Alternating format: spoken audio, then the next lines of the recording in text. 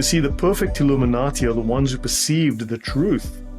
You see, because they are perfectly illuminated. They have received the perfect light. They are the Illuminati, but not just any they are the perfect. The Muslim scholars are the perfect Illuminati, not the fake Illuminati that everyone goes on about. Right. So basically, they're saying that they are according to them, the gatekeepers of all information, all truth. This is Islam. Muhammad is religion. Okay. They speak of the old Arabian paganism was in a process of disintegration, but you had Judaism and Christianity, Zoroastrianism, and certain Gnostic sects in Arabia. And then Muhammad syncretized certain basic elements of Jewish and Christian faith with native Arabian beliefs. Muhammad is from the life source of God, right? Mm-hmm. And it's through him everything is created. So they were basically bringing in evocation of him, trying to channel some of his powers. And, you know what I mean? Then that became the Baphomet. If you are new to this podcast, please don't forget to like, subscribe, and to share, because that helps us to be recommended in the algorithms. If you would like to support this podcast, please check out our merch store on Amazon with the brand Todd and Me. We've got some cool t-shirts, tank tops, hoodies, and sweaters. Link will be in the description of this podcast. And if you're now starting a spiritual journey, you would like to start a spiritual journey, or you're currently on a spiritual journey and you would like some help removing some fears and traumas, please hit me up on my Instagram at Adriano_246 and it will help you to get some magic mushrooms. Enjoy the show and stay tuned, because we have some more great content coming soon. What if everything you've been told about secret societies, esoteric orders, and Gnostic traditions is connected, not in theory, but by doctrine, by design, and by Islam itself? Welcome back, my beautiful and brilliant people. This is the Conscious Man 7 podcast, and I'm your host, Todd Cave. If you haven't already heard part 1 of this explosive series with Lloyd De Jongh, go binge it now. It set the internet on fire. Today, we go even deeper with Lloyd, a dedicated researcher of Islamic source texts, Sharia law, and ideological systems that have shaped power structures across time. In this episode, he walks us through jaw-dropping claims within Islamic esoteric writings themselves, that Islam was the original Gnosticism, the perfect Illuminati, and even the true Freemasonry of the 10th century. But it doesn't stop there. Lloyd presents historical and doctrinal ties between Sufi mysticism and the Rosicrucians, between Islamic Brotherhoods and the Shriners, and between the Templars and ideological offshoots like the KKK. These are not modern reinterpretations. They're threads pulled from the original sources and initiate language found in the texts themselves. This episode isn't about fear, it's about clarity. It's about understanding how belief systems, religious, mystical, and political, have been used to engineer obedience and manufacture identity on a global scale. If you're ready to question everything and think for yourself in a world where silence is demanded, then buckle up. We're back with Lloyd De Jongh, and trust me, this one's going to rattle cages.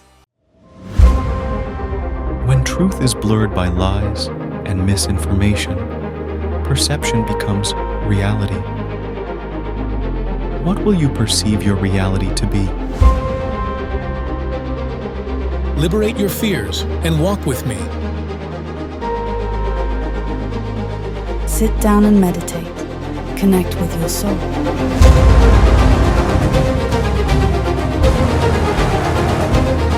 Be a monster and then learn how to control it. You gotta be willing to do the work.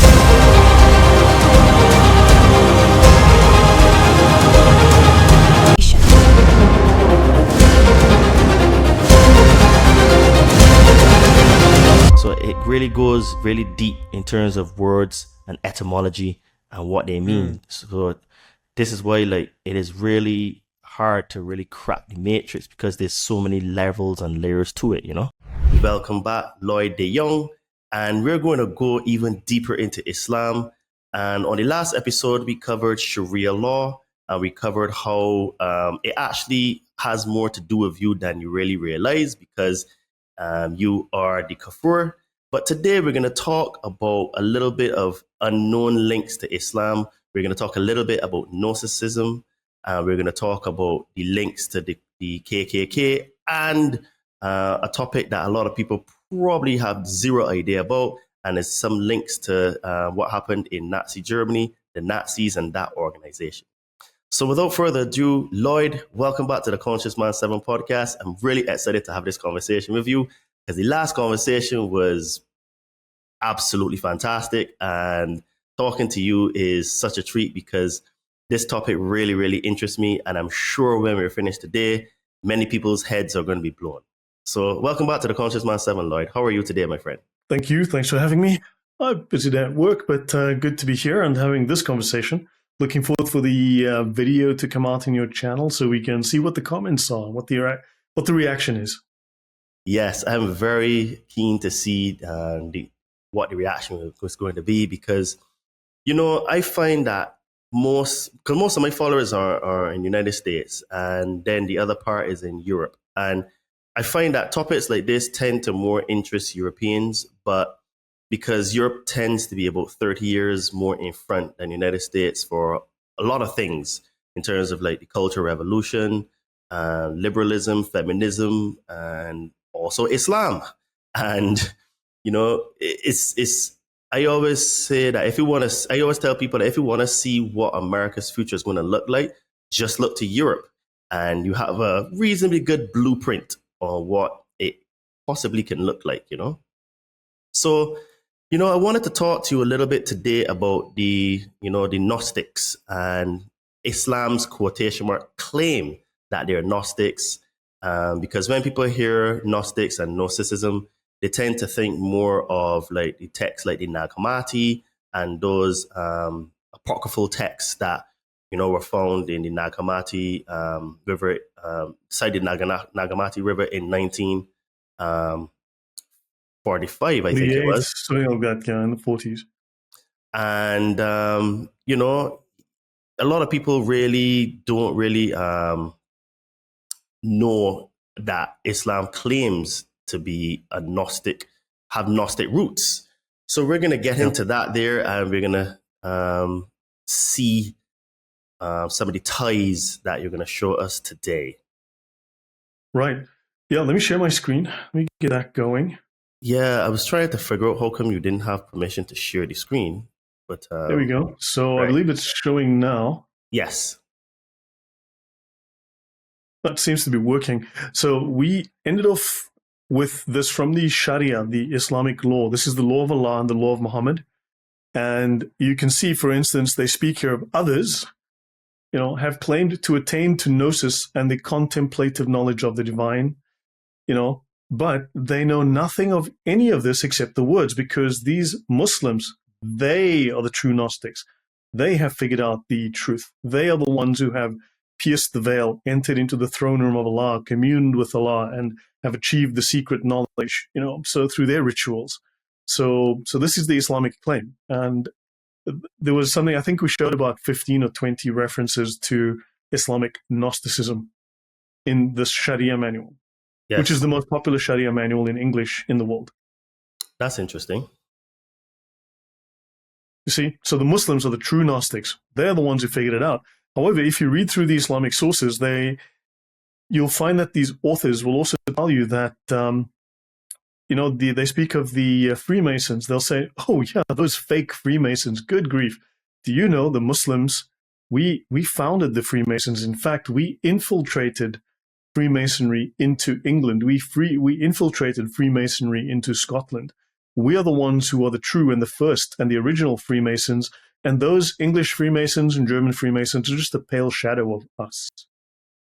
It makes a lot of very big claims, though. Well, there seems to be some substance to it, but let's have a look and see what we can find.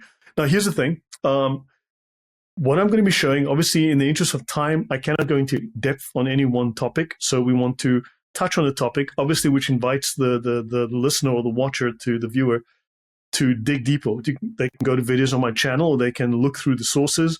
I did send the links. Hopefully, you'll add those into the description, and people can go read the sources for themselves. I show them on the screen. But some of these topics have not been thoroughly investigated, so they deserve greater depth of investigation. I'm one person. I have so much time to dig into any one topic But that said, you'll find that there is evidence that there is something here, a narrative that has not been properly explored. People have gone, oh, it's A, but what if it's the Muslims? Because there seems to be credible evidence suggesting that there's an involvement there of Islam. So hopefully that will pique their interest and have them think maybe there's another narrative. Maybe there's other evidence. Maybe it's not one-sided.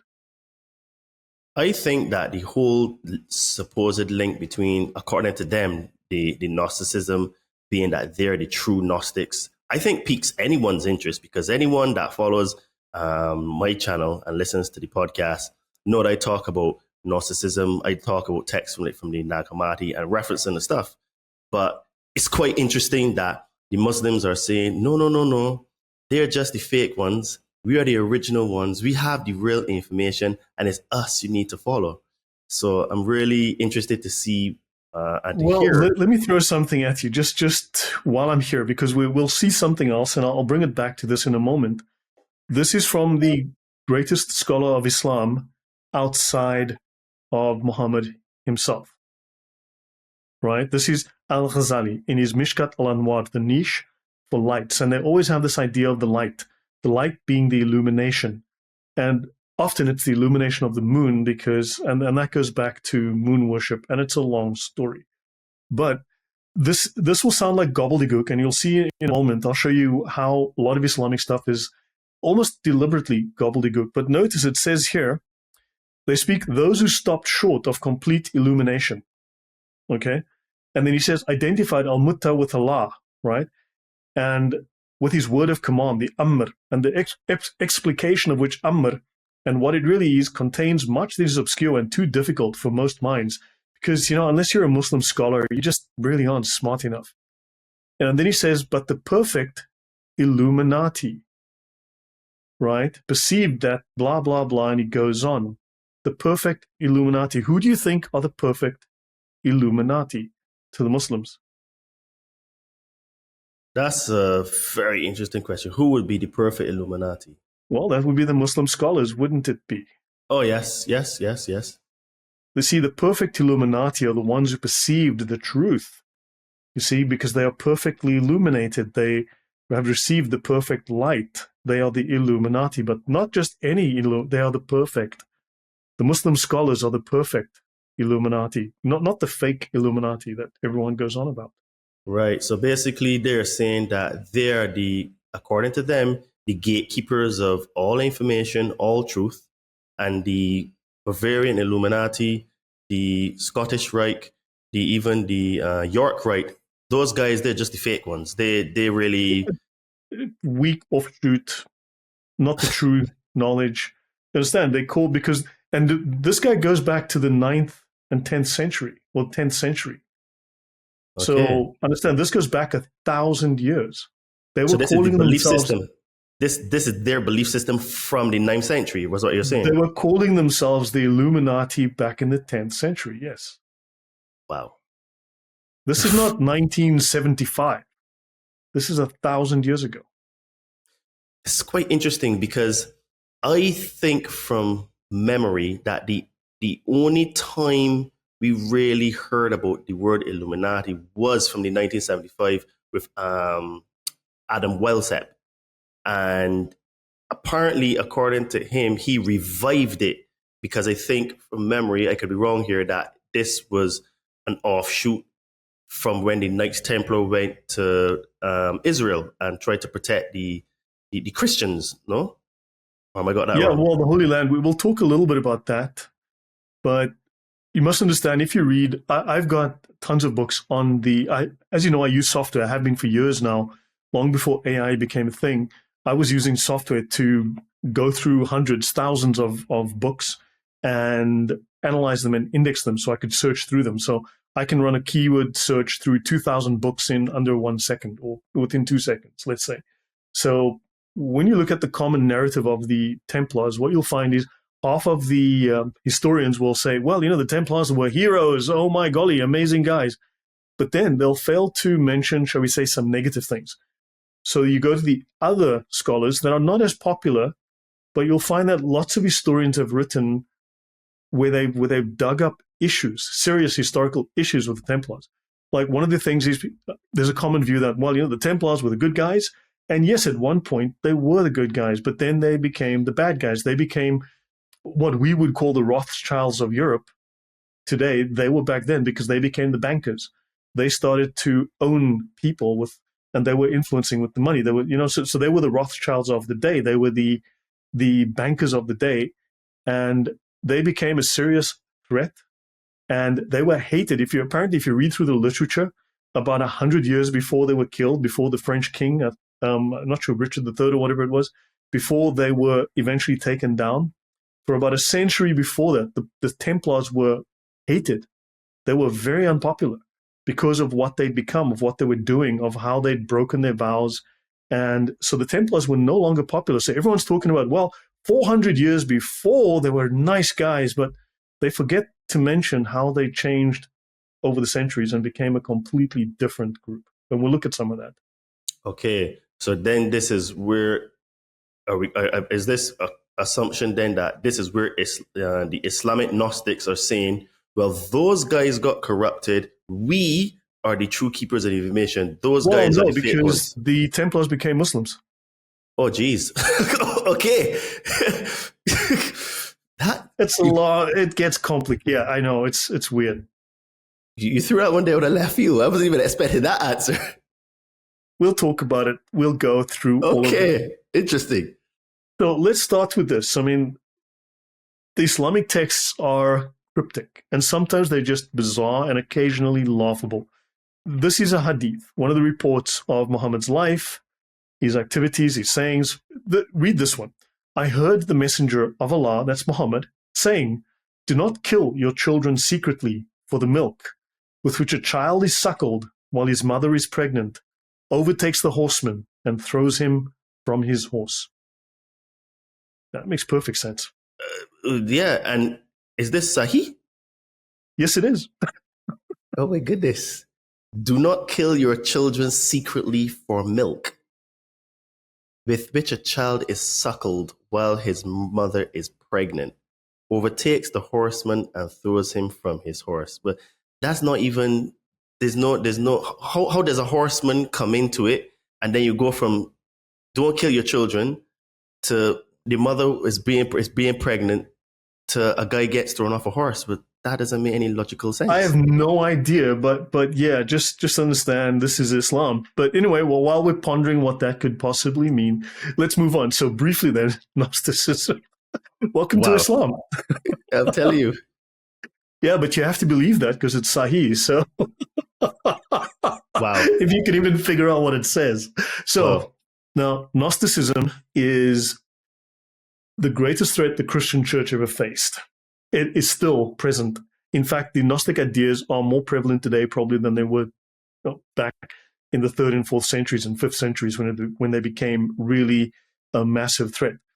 So it became a problem at the founding of the church and it grew. It really is largely a 2nd and 3rd century phenomenon that found a place in the 4th and 5th centuries.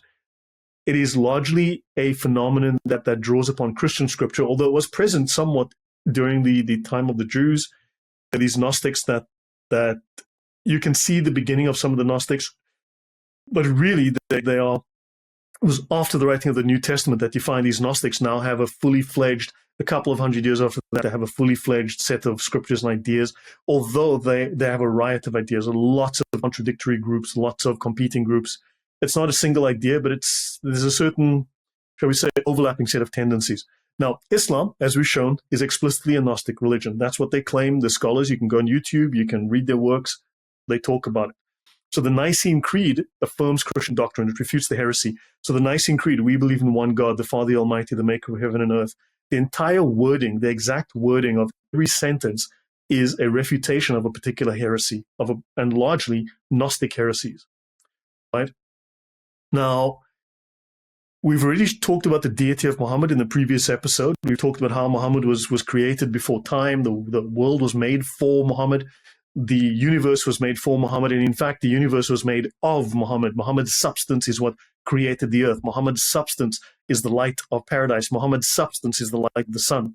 And Muhammad's substance is God's substance because Muhammad is made from a piece of God. And we've already gone through Muhammad's deity. right? But we want to look through the Templars, the Hermetics, the KKK, the Shriners, and the Freemasons a little bit. And what you have is, of course, before the Gnostics, you have the Hermetics, Hermeticism, and then out of Hermeticism springs Gnosticism. So they overlap in some ways and they differ in other ways. So I'm not going to go through every slide. We'll skip forward in places, but I want to go through a selection of these ideas. So Gnostic ideas are thriving today, and the church opposed numerous mystery religions, and these mystery religions involved secret societies. The largest secret society in the world today is the Muslim Brotherhood.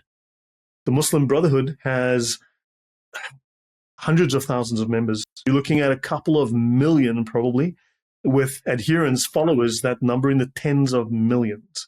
So they have supporters and followers that number in the tens of millions. It's the biggest secret society. Question. So you're saying then that all of the other Freemasonry secret societies don't compare in terms of numbers than the Islamic? Tiny. Wow.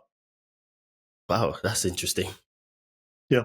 So then you've got levels of understanding, levels of secret knowledge within Islam, and we'll go through as we go. So Gnosticism in brief.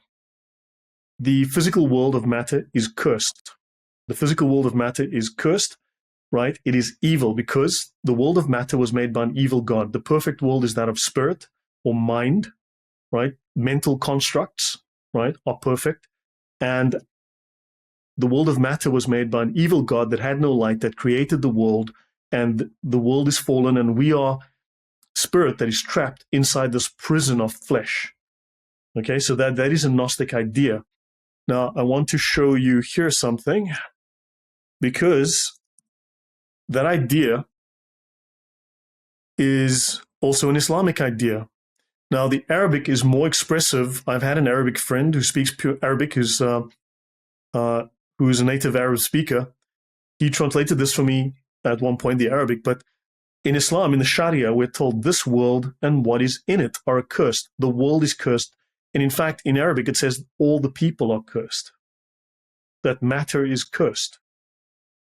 So this idea is part and parcel of Islam as well. Whereas if you look at the biblical view, God made the world and it was good. That's it. These are entirely antithetical ideas. They are contradictory. So Gnosticism is not Christian. It is literally anti-Christian. It is the opposite in its ideas.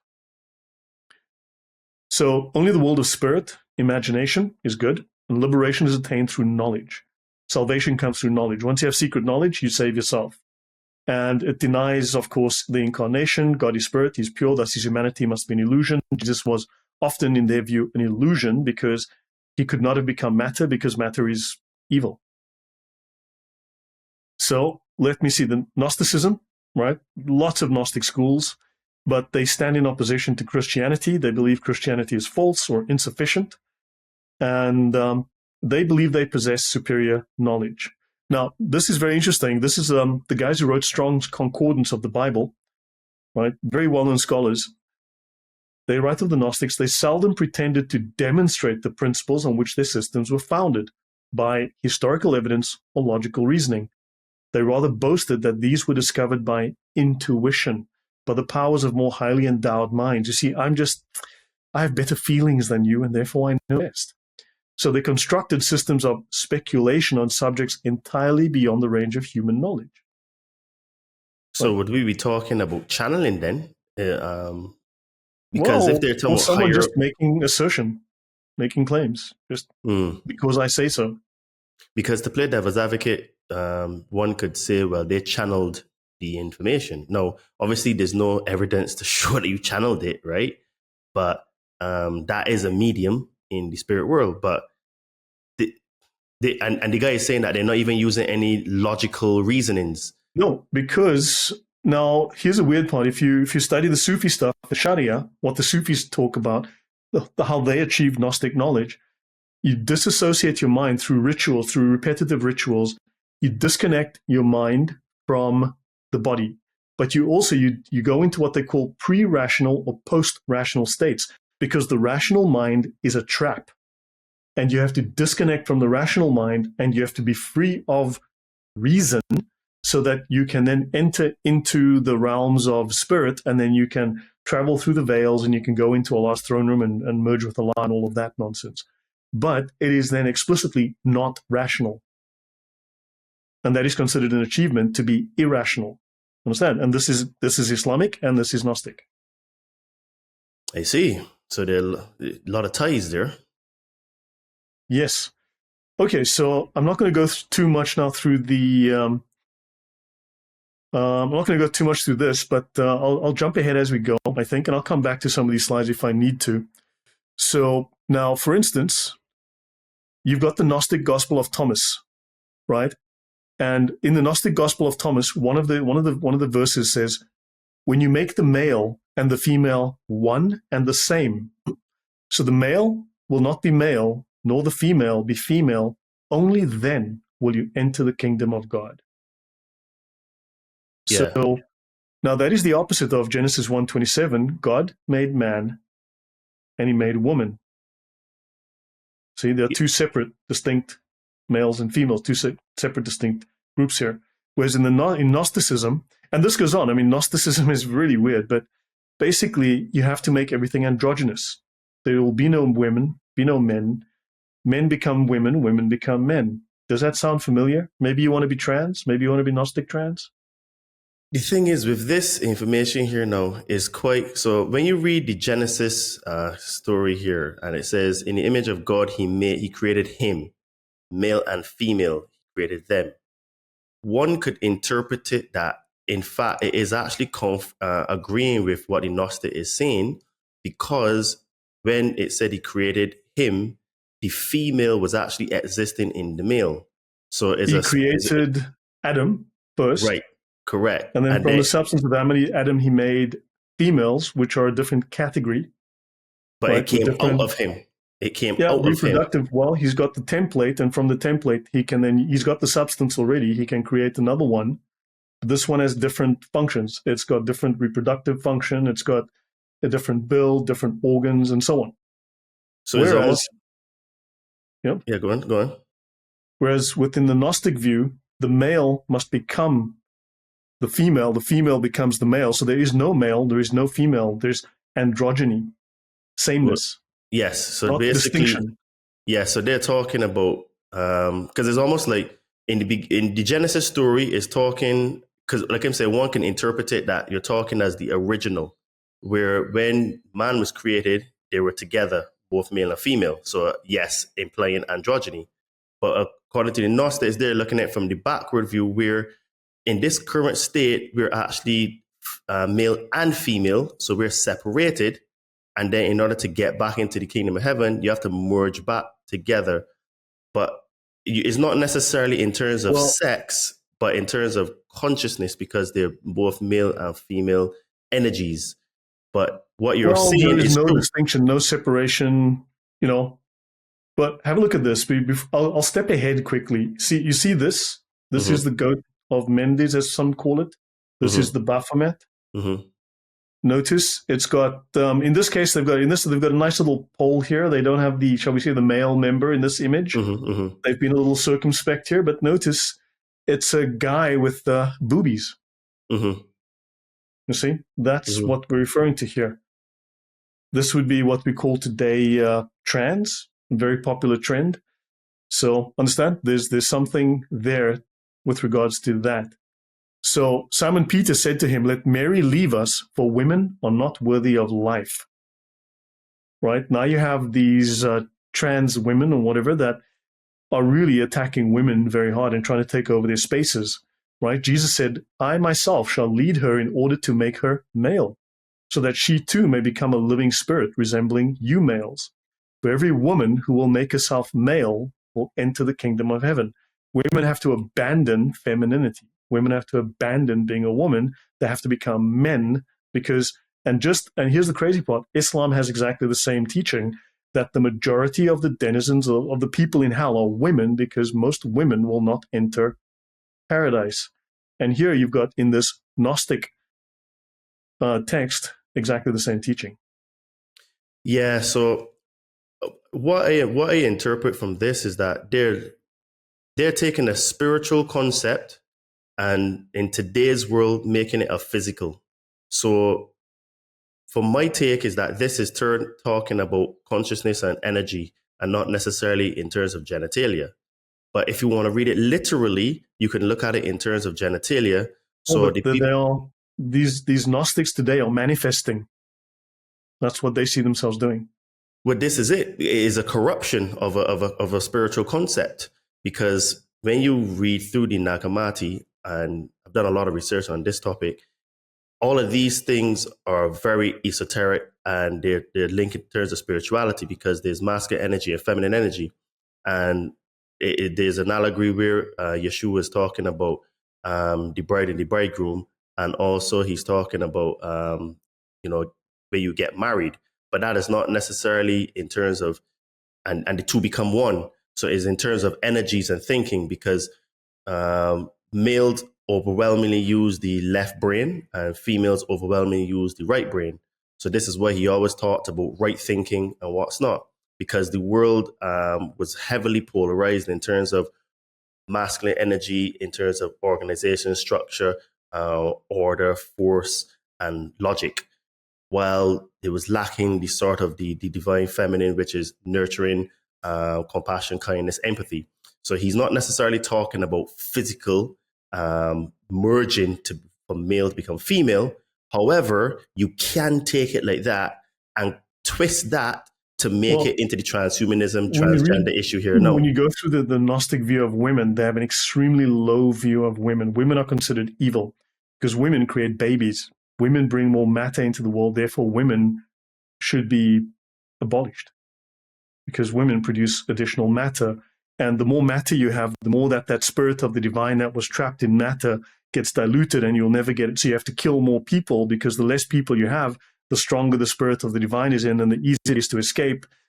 So it's less diluted. So therefore, if we can just wipe out 80% of the population of the world, that'll be great, because then we have a greater chance of escaping this prison of evil flesh and merging back with them. Do you understand where this goes? Yeah. So I got a question then. So is this partly the reason why, remember we talked about that small subset of Muslims that do things so that the other Muslims wouldn't? So would that be sort of the basis for them, where according to the logic you're using, because women are evil and because they bring more matter, it justifies them just killing women and children innocently, indiscriminately, because in their minds, then you have to get rid of some of them? No, because you are evil. You are corrupt matter, and Allah hates what is evil, what is corrupt. However, Allah also decides himself whether he will call you to Islam or not. Allah makes that decision. That is not up to you. But if you don't accept Islam, then you have to die. So it really makes absolutely no sense. It's completely irrational, but this is how it is. As for women, women have a very low place in Islam. I'm not sure if it's exactly the same, but their rationales may differ, but the outcomes are often the same. Sometimes it just makes no sense. Once you really look at it, it really doesn't make any sense. Internally, sometimes the logic doesn't even make any sense. It can be externally completely irrational, but internally there's a logic, and sometimes I don't even know what the internal logic. And then that is the basis of why they say that a woman's testimony is worth that half of a man, and then in terms of inheritance, she gets a percentage of the half if there's like male children. So this is from the Gnostic side, has what has infiltrated into the religion. So that is the root.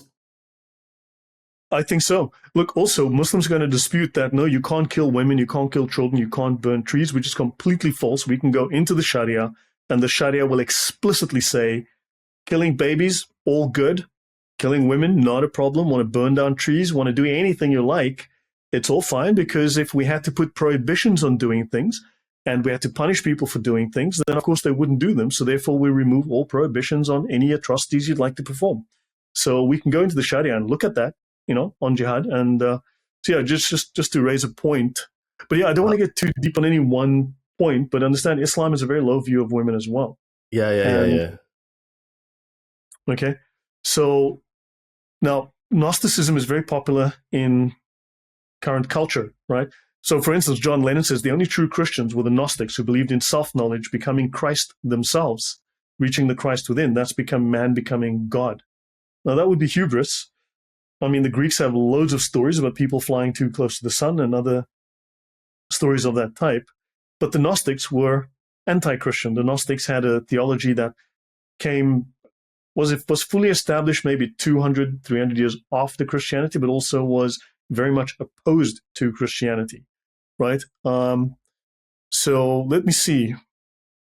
Now, for instance, the perpetual enemy of faith in the true God is not atheism, but rather Gnosticism. This is a very interesting book against the Protestant Gnostics, because this guy is a Protestant who writes about how the Protestant churches have been infiltrated by Gnostic thought. And it's crazy. If you listen to Gnostic sermons, there's like the Gnostic Catholic Church. I've listened to their sermons and you're listening and it sounds legit. And then it takes a while before you realize, wait, that's not right. It really takes a while before it goes click. And you're like, wait, hold on. That's completely backwards and wrong. But so these guys are very good at camouflaging themselves in Christian language, but utterly opposed to Christian doctrine. So he says the two spiritual powers of gnosis and magic masquerading under the cloak of religion, right? And he speaks of this. So we've already spoken of some of this. We've already covered that. Let me see. So I think we can skip some of this. Okay, so you have Gnosticism. It's not based on knowledge of and faith in God, but works and the imaginative treatment of a private vision, right? Muhammad had private revelation. He saw the angel gibberish in a cave, apparently. No one knows. Who knows? But Christianity is based on public revelation, public prophecy, public miracles, public discussion, and so on. Whereas you've just got the word of Muhammad, which is trust me, bro, right? So those are different ways of approaching revelation, and Islam and Gnosticism are very similar in that sense. Now, okay, this will be interesting. So the ulama in Islam. Now, the Gnostics claim to have secret knowledge. The Gnostics claim to have these caches of secret knowledge which go back to the mystery schools, and then so do the Muslims. For instance, the Sufis claim that their secret knowledge was taken from a particular location in southern Turkey, northern Syria, with them to Spain, right? And it's the original secrets of the mystery Egyptian religion. Now, they speak here of the scholars of the religious sciences. This is not hard sciences like we have in the West. These are religious ideas, right? They speak of the guardians, the transmitters and interpreters of religious knowledge, and those who fulfill religious functions in the community that require a level of expertise, right? So those would be your scholars of a great level of expertise, but those would also be your we have this idea within the West of like the scientist priest, or the, what do they call them? The something-crats, the scientists who are supposedly the new high priests, right? Now, but notice here this is from the Encyclopedia of Islam, which is the gold standard prime source of academic knowledge of Islam, which is it's over a century old. It's been contributed by Muslim scholars, the best as well as non-Muslim scholars. But this is the ulama. The ulama are, shall we say, the students, the people of knowledge, right? The ulama have long been seen as a distinct group, right? But notice it says here they are a permanent government behind these changing dynasties. The Muslim ulama, the Muslim scholars, are a permanent government. Can you give me 2 words to describe what we call permanent government today? We use the word deep state. Exactly. Wow. So basically, have you ever heard of a guy called Zbigniew Brzezinski? Yes. Right. So I'm reading his book now, Between Ages, America's Role in the Technotronic World. Technocrats, that's the word I wanted. Technocrats. Yes. And it's quite interesting because that book actually literally foreshadows what happens in the world. I think this book was written in the 80s, and he talks about technocracy, and basically he's talking about the technocrats, where the world will be run by scientists, and it would supersede governments. So governments will be coming to them asking for advice which is kind of similar. The way he explains it is sort of what you're talking about, these high priests, right? Yeah, you saw how that worked out during COVID, didn't we all? You know what I mean? So, so the thing is, right, is that what I am trying to point out to people is that in all of these religious texts, there seems to be some sort of a technocracy, a hidden hand, a deep state, a shadow government, whatever you want to use. Illuminati, I mean, the Muslims call themselves the best of the illuminated ones as well. That seems to be steering and guiding humanity in some form or fashion. So these people are the people of the religious sciences. They're scientists. They're not religious scholars. These are religious scientists. They are applying religious science, don't you know? Yes, and Zbigniew calls them scientists, and then he says, well, then he uses, the technocrats, the technocracy, you know? Yeah. Now, why would you have the ulama being the permanent government behind changing dynasties? This is in the Encyclopedia of Islam. It's not a conspiratorial work. This is quite interesting because you're showing a different side that I don't think most Westerners even know. Because, okay, people that follow my podcast and listen to me, we have talked about the shadow government, the deep state, and everything like that. But it's quite interesting to see that in the Islamic side, they actually have the same terminology.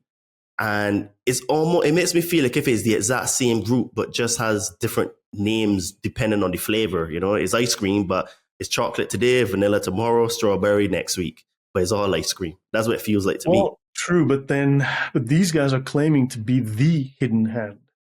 Not just a, but the hidden hand. So they're the top then?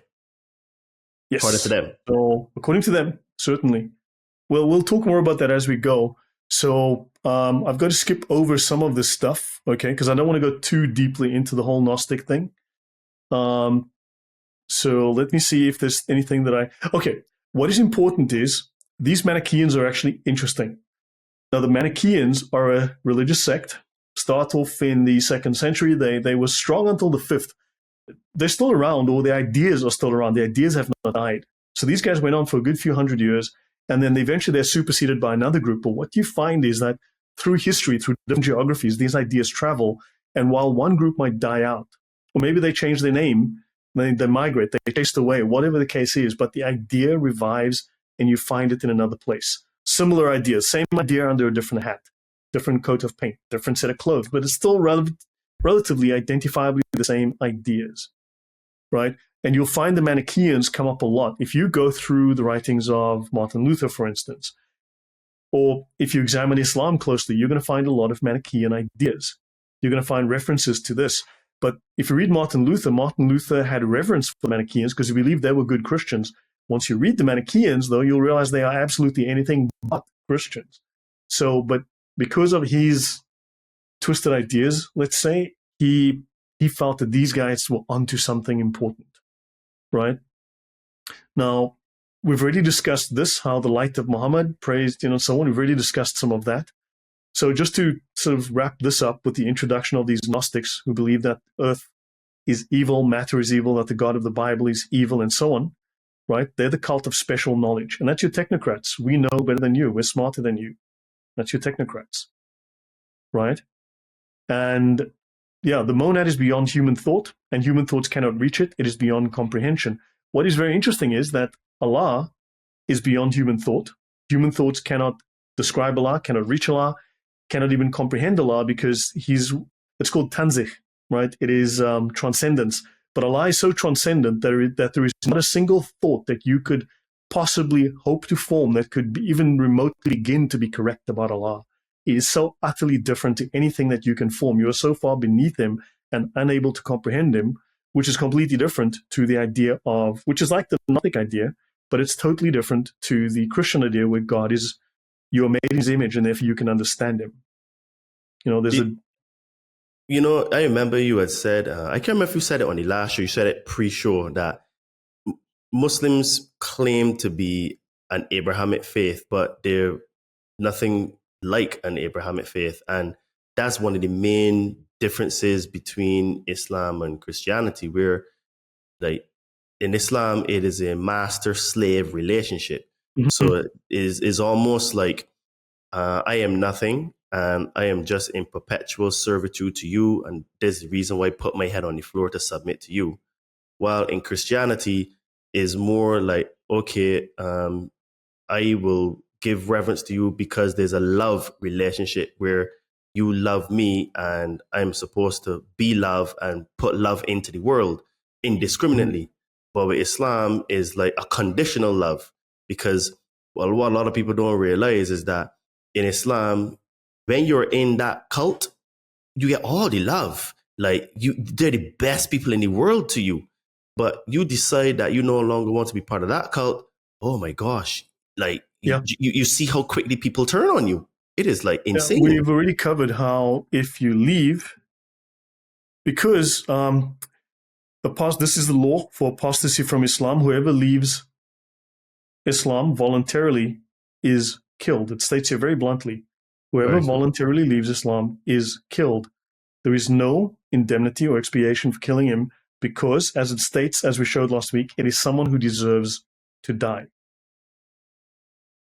Yes. Very, Right? very, very different mindsets. So let me show this briefly. So when a person apostatizes from Islam, he deserves to be killed. It says here he deserves to be killed. And if he refuses, he's immediately killed. He doesn't come back. It is killing someone who deserves to die.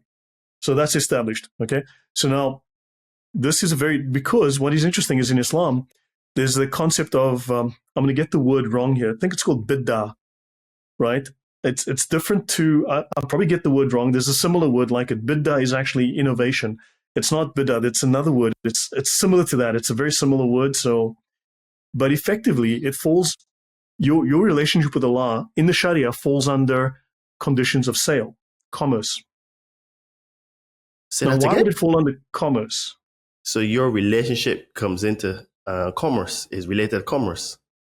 Yes, because you sold Allah something. What could you sell Allah? Hold on a minute. You're selling Allah something. Yeah, well, what could you sell Allah that He takes from you? Maybe your life. Your soul. So, okay. Yeah. Within our culture, who do you sell your soul to in our culture? Well, we would say the devil. You sell your soul to Satan. Yes, in Islam, you sell, Allah purchases something from you. You sell your soul to Him. He buys it from you. And if you walk away from the contract, well, you've broken your contract, haven't you? This is why I call it a death cult. So you understand the issues here. Yeah. So briefly then, so the Council of Nicaea, I mentioned briefly the Nicene Creed. See, all of the lines in the Nicene Creed, which is common across Orthodox Christianity, when I say small o Orthodox, right? All of these things are against Gnostics, against Arians, against things like that. All right? All of these things are, let me just shut down the thing that is making that big noise all the time, because I've got notices coming in. I think that's it.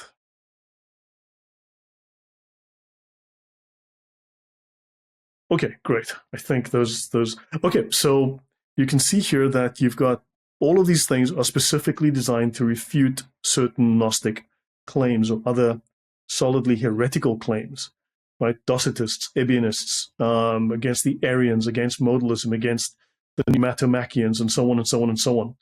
So you've got all of this, right? So I'll skip forward from this point. I don't want to go into depth, but the word esoteric is interesting. Esoteric knowledge can only be understood by the initiate, right?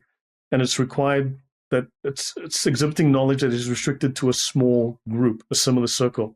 So it's different from knowledge that is secret, right? It's like elite knowledge, right? It's elite knowledge. So I'm going to skip over these guys. Now, Plotinus, right? Now, the Muslims take from Plotinus, who's a Gnostic, right? And so different Gnostics have their own, everyone has, it's all subjective. They all make it up themselves. Like, it's like they're all making up their own genders. So they make up their own religious ideas. They make up their own interpretation of what God is or who God is or how God is or whatever. But notice here, though, now Porphyry was his student, right, of Plotinus. He was more than an ordinary man, right? He says of his instructor, he did have something more by birth when compared with others. He was born special. Plotinus seemed like one who felt ashamed of being in a body, right? Who else was ashamed of being in their body? I'm in the wrong body. Good grief, I'm born in the wrong body. I wonder if that's familiar. Yeah, the transgender thing. And painters and sculptors were unendurable to him, so that when Amelius begged him to have a portrait done, he says, it is not enough to carry the image that nature has put about me. But notice, he refused to have pictures drawn of himself. Do you know of another religious figure that refuses to have pictures drawn of himself, and if you make them, they'll kill you? Islam. The And Muslims. Muhammad. Yes. Now let's have a look quickly at a comparison, right, between this idea of this Gnostic Plotinus with his version of God, which is the monad, effectively his version of the Gnostic monad, versus Allah. Okay? And we'll compare that with Yahweh, the Christian God. So sovereignty, they're all created gods. But you've got the one, Plotinus, simple unity, beyond being. Simple unity, pure will, but also beyond being, beyond understanding. Right? Different words, but they're describing the same concepts. Actions, let's skip over that. Can it be known through reason and faith, through observation, right? Knowable only through complete submission. What does the word Islam mean? Submission. Submission. So you have to submit to Allah. You can only know Allah once you submit, then you become an initiate. And then a you slave. can gain esoteric knowledge. Does that make sense?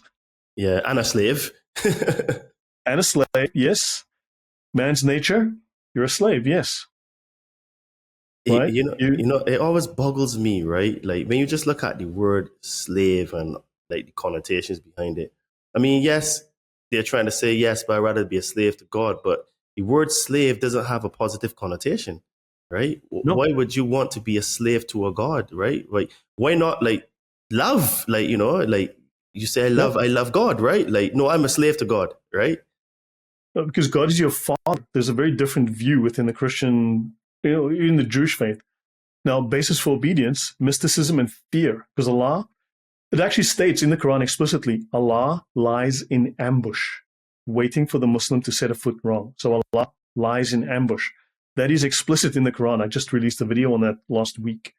Wow. Now, there's a difference, but mysticism, but once we look at Islam, you will find that mysticism is a major, it is just not a very commonly discussed, but it's a major part of Islam.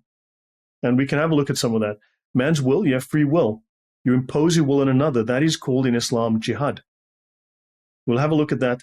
In fact, I think we covered the meaning of the word deen, which explicitly says the Muslims must impose themselves politically on all others. Yes, we did. That's the same concept. And of course, there's predestination, but this is double predestination. This is the Calvinist view. In fact, it aligns very well there. And then, of course, you have to submit to the Creator. And of course, in Islam, you submit to the Creator. And then, of course, the day of resurrection, well, he doesn't mention it, but in Islam, yes. But notice the parallels with this Gnostic idea of the God, of Plotinus, and that of Islam. It's one-to-one almost.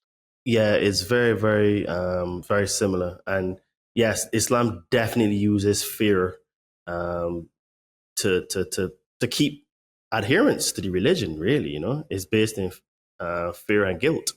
You know, it's a fear-based guilt deen. You know, religion, political system. Yep. So now, man, the things we don't have the time to describe all this because then I would have to detour and describe other things. So I cannot go into much depth, but a madhab is a way of thinking or a school of persuasion.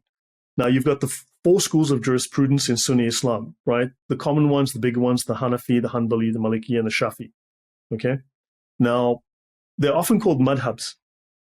They're not the same word. The school of jurisprudence, the school of fiqh, not quite the same. The one is jurisprudence, let's say, and the other one is a way of thinking, but also a way of persuasion.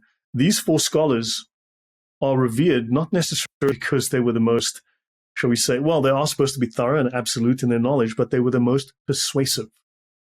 So they had the best rhetoric. See, they were able to, shall we say, influence people the best. They were the most influential, not necessarily the most correct, the most influential. Then they speak of the Madhab al-Hadarat, the name for the Platinian scheme of dynamic emanation. because the way that the monad emanates lesser beings who have less light than it, and they emanate lesser beings, and they speak here of it. So it's actually a word that is within the Islamic corpus, right? And the correlation is ghaiba, which is, shall we say, the esoteric knowledge within Islam, the invisible, right? Ghaiba, what is hidden, invisible to the senses and to reason. So you have to exit reason. You have to free yourself of rationality to understand this. It is mystery, but it is not. So mystery within the Christian context would be, okay, we believe in logic. That's all great and well, but Christ died, Christ rose, Christ will come again. But you say, well, okay, internally that is sound logic because he was God. His physical body died. He was born, incarnated.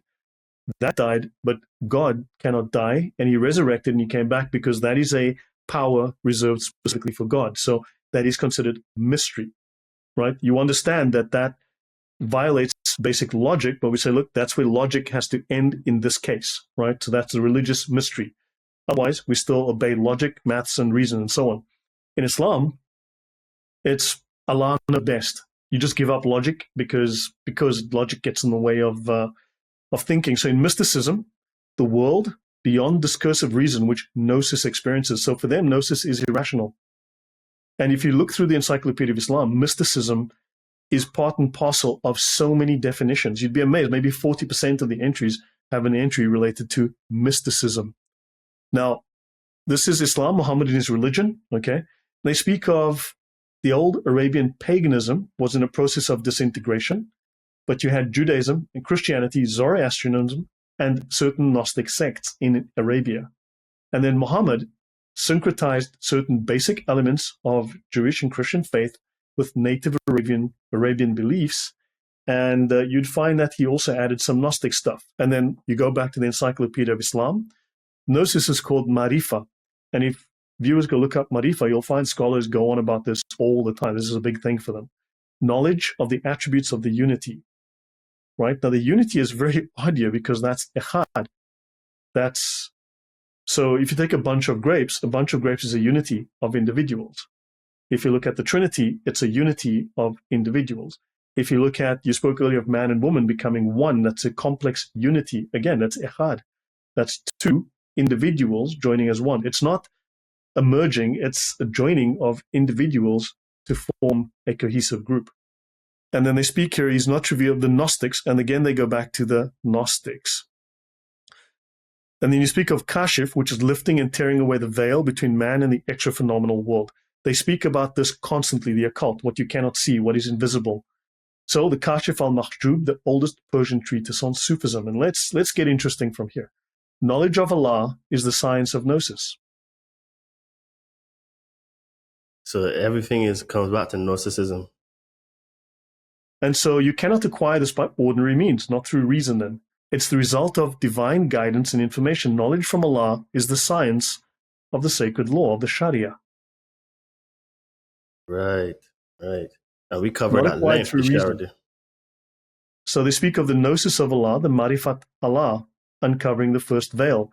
Now, Gnostic rituals and incantations lead you out of your mind and through these veils. Gnosis is unsound without acceptance of the law. Interesting. So you have to follow the Sharia if you want to gain Gnosis. So you must become a Muslim to truly appreciate the Sharia. And you have to follow the Sharia to become a proper Gnostic and gain secret knowledge.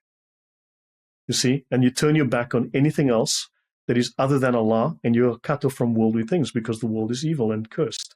That's what the Gnostics believe. You see the parallels here now starting to form. Yes. And this very well ties into the Ku Klux Klan and what's not, because they claim they have some sort of Gnosis information as well, don't they? I'm not sure. Let's have a look at that, where you might be getting that thought. But so I'm building. So we're roughly a third of the way through already. I've jumped through some stuff, but I had to build some foundation, and we'll now start throwing some things out. And they speak of the Gnostic, who speaks from the relativity state, learning in Gnosis. Gnosis is not Gnosis unless blah, blah. See, they're all over the Gnosis. There's no shortage of Gnostic ideas, right? Now the demiurge, right? So, okay, we'll skip over this. I don't think we really need to go into this, right? We don't. This is not really relevant to us. But notice religious sciences. knowledge, knowledge, knowledge, knowledge, knowledge, knowledge, knowledge. They use the word knowledge very specifically here. It's not casual use of the word knowledge. It is Gnostic knowledge. It is the secret knowledge, the sacred knowledge. There's no real difference. They use the word knowledge very carefully. The people of the knowledge, the alim, the people of knowledge. Ask the people of knowledge if you do not know. Ask the alim, the Gnostics who know. They've achieved the secret knowledge. They've gained the secret knowledge. See? And that's part of the science of Islam. It's the science of what the Gnostics, the secret knowledge, the mysteries they've unveiled. Understand? And they speak of the superiority of sacred knowledge over devotions. Well, if you want guaranteed paradise in Islam, there's only one way, guaranteed paradise. You kill, or you are killed for the sake of Allah in jihad. It's the only guarantee to the non-scholar of gaining paradise in Islam. There is no guaranteed way of salvation, nothing. However, if you're a scholar who has the secret knowledge, then you are guaranteed paradise. So basically, okay, question. As far as memory, Muslims believe that they get to heaven through their deeds, right?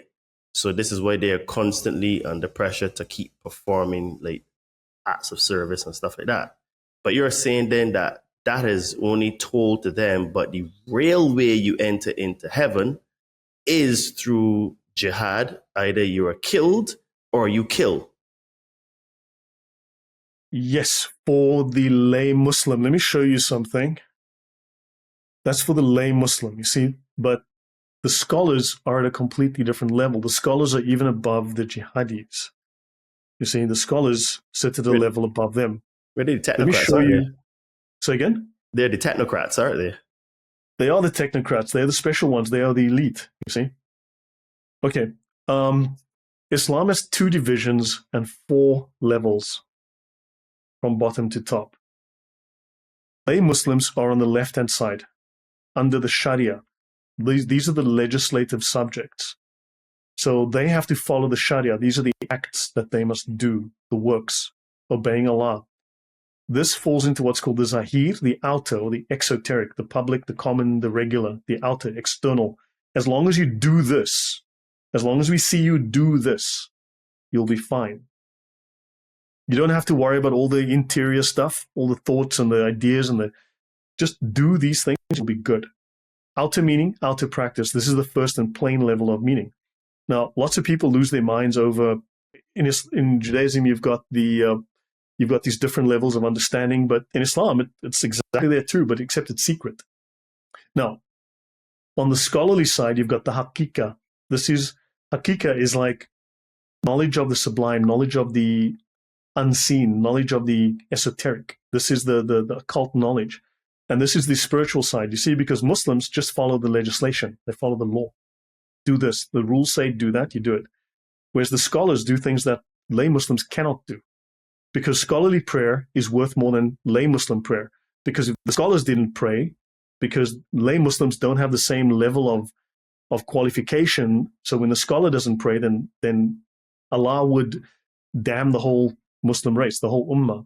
So the scholars have to do it because they're the ones most qualified, because lay Muslims aren't good enough to do this, right? This is the hakika. This is knowing Allah. Okay, it's called the batin. This is the inner, the esoteric or covert, secret knowledge. It's inner, direct, personal knowledge. It's experience. It is gnosis. It is subjective. It is the gnosis of Allah. Now, your 4 levels is the ibadah. This is the lowest level, your basic Muslim. Every Muslim is at this level, your average Muslim, right? It's the literal level, called the Zahir. It's called Islam. The scholars actually call it Islam for the masses. That's the version of Islam for the masses. Literally, they call it that on the page. That's why I quoted it. This is insane because, so basically, even though they're in the cult, they're even looked down upon because they're just like, I guess the equivalent of the sheeple, you would call them today. You know, yes, isn't that interesting? Yeah, so they're in the cult, but they're just sheeple, so they don't really count, really, because yes, they're the legislative masses that must be controlled by the law, the Sharia. Right. Wow. Right. The second level, ishara, implied, allusion, sign, gesture. This is like when you start to get into the understanding, but you're not quite there yet. This is the legislative practitioners. This is your basic imam. Yes, I was just going to say the imam, right? Then lata'if, nuances, subtleties, your spiritual practitioners. Now you're getting to the third level. These are your proper imam. These are your top level. There's one more level, but these are your top level. These guys understand the subtleties. These are your true spiritual practitioners, without which Islamic worship would be invalid, because they worship Allah. When they practice Islam, their spiritual practice fulfills what the lay Muslim cannot. Right? Now, I have a question for you before I go to the last one. If we look up saints in Islam, we will find that all the saints in Islam, you'll always find a prefix, Sufi saints. It always says Sufi saints, because the top level of Islamic practitioners are the Sufis. They are the elite. Okay. So basically the stuff that they do is worth way more than the layman Muslims, the Ibadah. So it is basically because of the third and fourth level that Islam has actually maintained the energy, the supposed connection with Allah. This pyramid. Think of it as a pyramid, and these guys are on top here. See, so these guys, they commune with the reality, the truth, the divine essence. But the divine essence is Muhammad's essence, Muhammad's spirit, Muhammad's material is what the world is made of. Your soul is made out of Muhammad's essence. So they commune with that. So they are connected with Muhammad. They're connected with Allah. Do you understand how bizarre this is? Now, these last two levels, these are your Sufis. Now, Muslims will go on a whole day about, hold on, but the Sufis aren't real Muslims. Sure, whatever, buddy. Nobody's a real Muslim anymore. I get it. But these are your Sufis. These are your top practitioners. Okay, so now that I've done that, let me close that and I'll go back to where I was. So regular Muslims can do what they like. They must do their devotions, but sacred knowledge puts these scholars 100 levels above your regular Muslim. See? Those who know, the alim, the people of knowledge, the ulama, they of knowledge. See? They've been given knowledge, whole degrees above. See? They speak of knowledge. The superiority of the learned Muslim over the regular Muslim, the devotee, is as Muhammad's superiority over the least of you. So basically, it implicitly says that this elite, the Sufi saints, these are the ones that basically are the gold standard. These are the ones that are the fountain of knowledge. These are the gatekeepers. They're the technocrats. They're the ones that are running everything behind the scenes and maintaining the quotation. They are the inheritors of Muhammad's authority, according to the Sharia. Right. So do you see how this is all the claims that people make about, the Illuminati and this and the Catholic Church and the Vatican, blah, blah, whatever, blah, blah. All of this is explicitly true of Islam. And yet nobody realizes this is actually what's happening in Islam. It's explicitly true. All of these conspiracy theory claims I hear, all of it is explicit in Islam. And yet I don't see anyone else except myself talking about this, showing that it's in their texts. Talking to you, I guess, how should I put it? It can be interpreted according to, on the Islamic side, that they're the ones really running the show. If they are or not, I don't know. But what we're pointing out here is that there's a lot of similarities in terms of how supposed conspiracy theorists say the world is organized and how this religion is actually organized. And it is almost like if it's like a parallel system, a parallel universe, almost just laying in wait to when the Western powers kill out themselves or make themselves tired for Islam to come in under the guise of something different and fresh, but bringing the exact same system. Because Islam, when you read it, they actually talk about, waiting until they're in a position of power to bring in these things. So it's almost like if, we don't know this, so this supposition, but playing devil's advocate, one could say, okay, so the plan of the Muslims then is to get everybody, the Western powers, to fight against one another, make themselves tired and exhausted. And then we can come in now and say, hey, we've got the solutions to your problems. Oh, by the way, you want all of these privileges and stuff? Come and join our cult and you'll get all of these things. You can get 4 wives. You can get all these 72 virgins in heaven, XYZ, and you'll be able to have slaves. And you're just replacing one system with another one that is just more openly barbaric. Yeah, but the current system is already very much parallel to this existing Islamic system. Very much, so maybe yes. we need to start looking deeper into that. Maybe we need to start looking deeper into Islam. Maybe we need to ask questions. And the thing is, you're not allowed to ask questions about Islam, especially in Europe. You're not allowed to ask questions about Islam. Right. Well, I'll go on here. It says the superiority of the learned Muslim over the devotee, that's your regular Muslim, is like the superiority of the moon over all the stars. Clear distinction. The learned are the heirs of the prophets.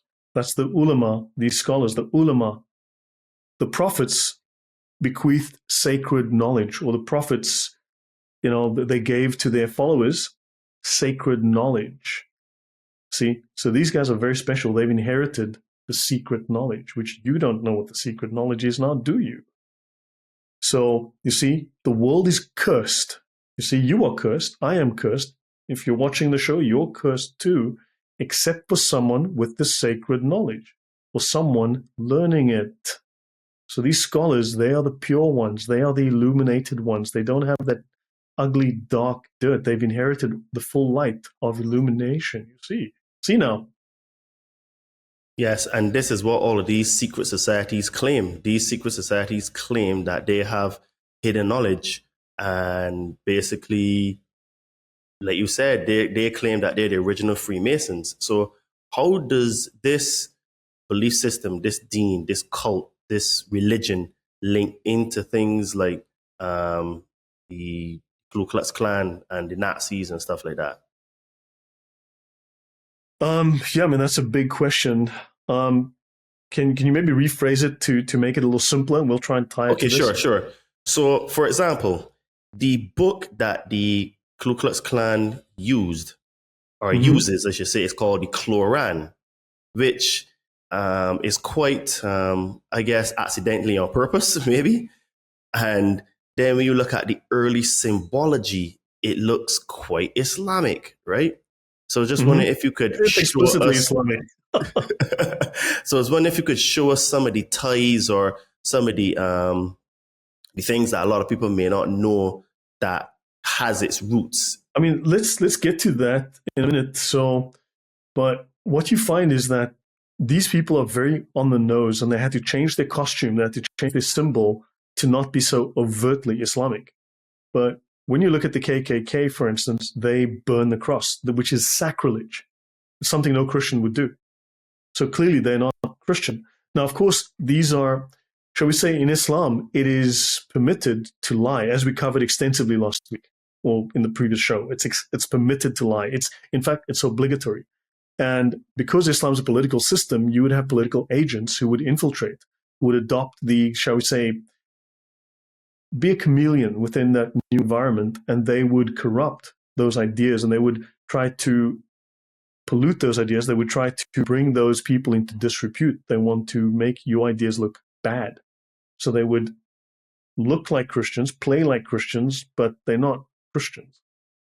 And these people were introducing ideas that were known to be unpopular, at least in Christian Western society.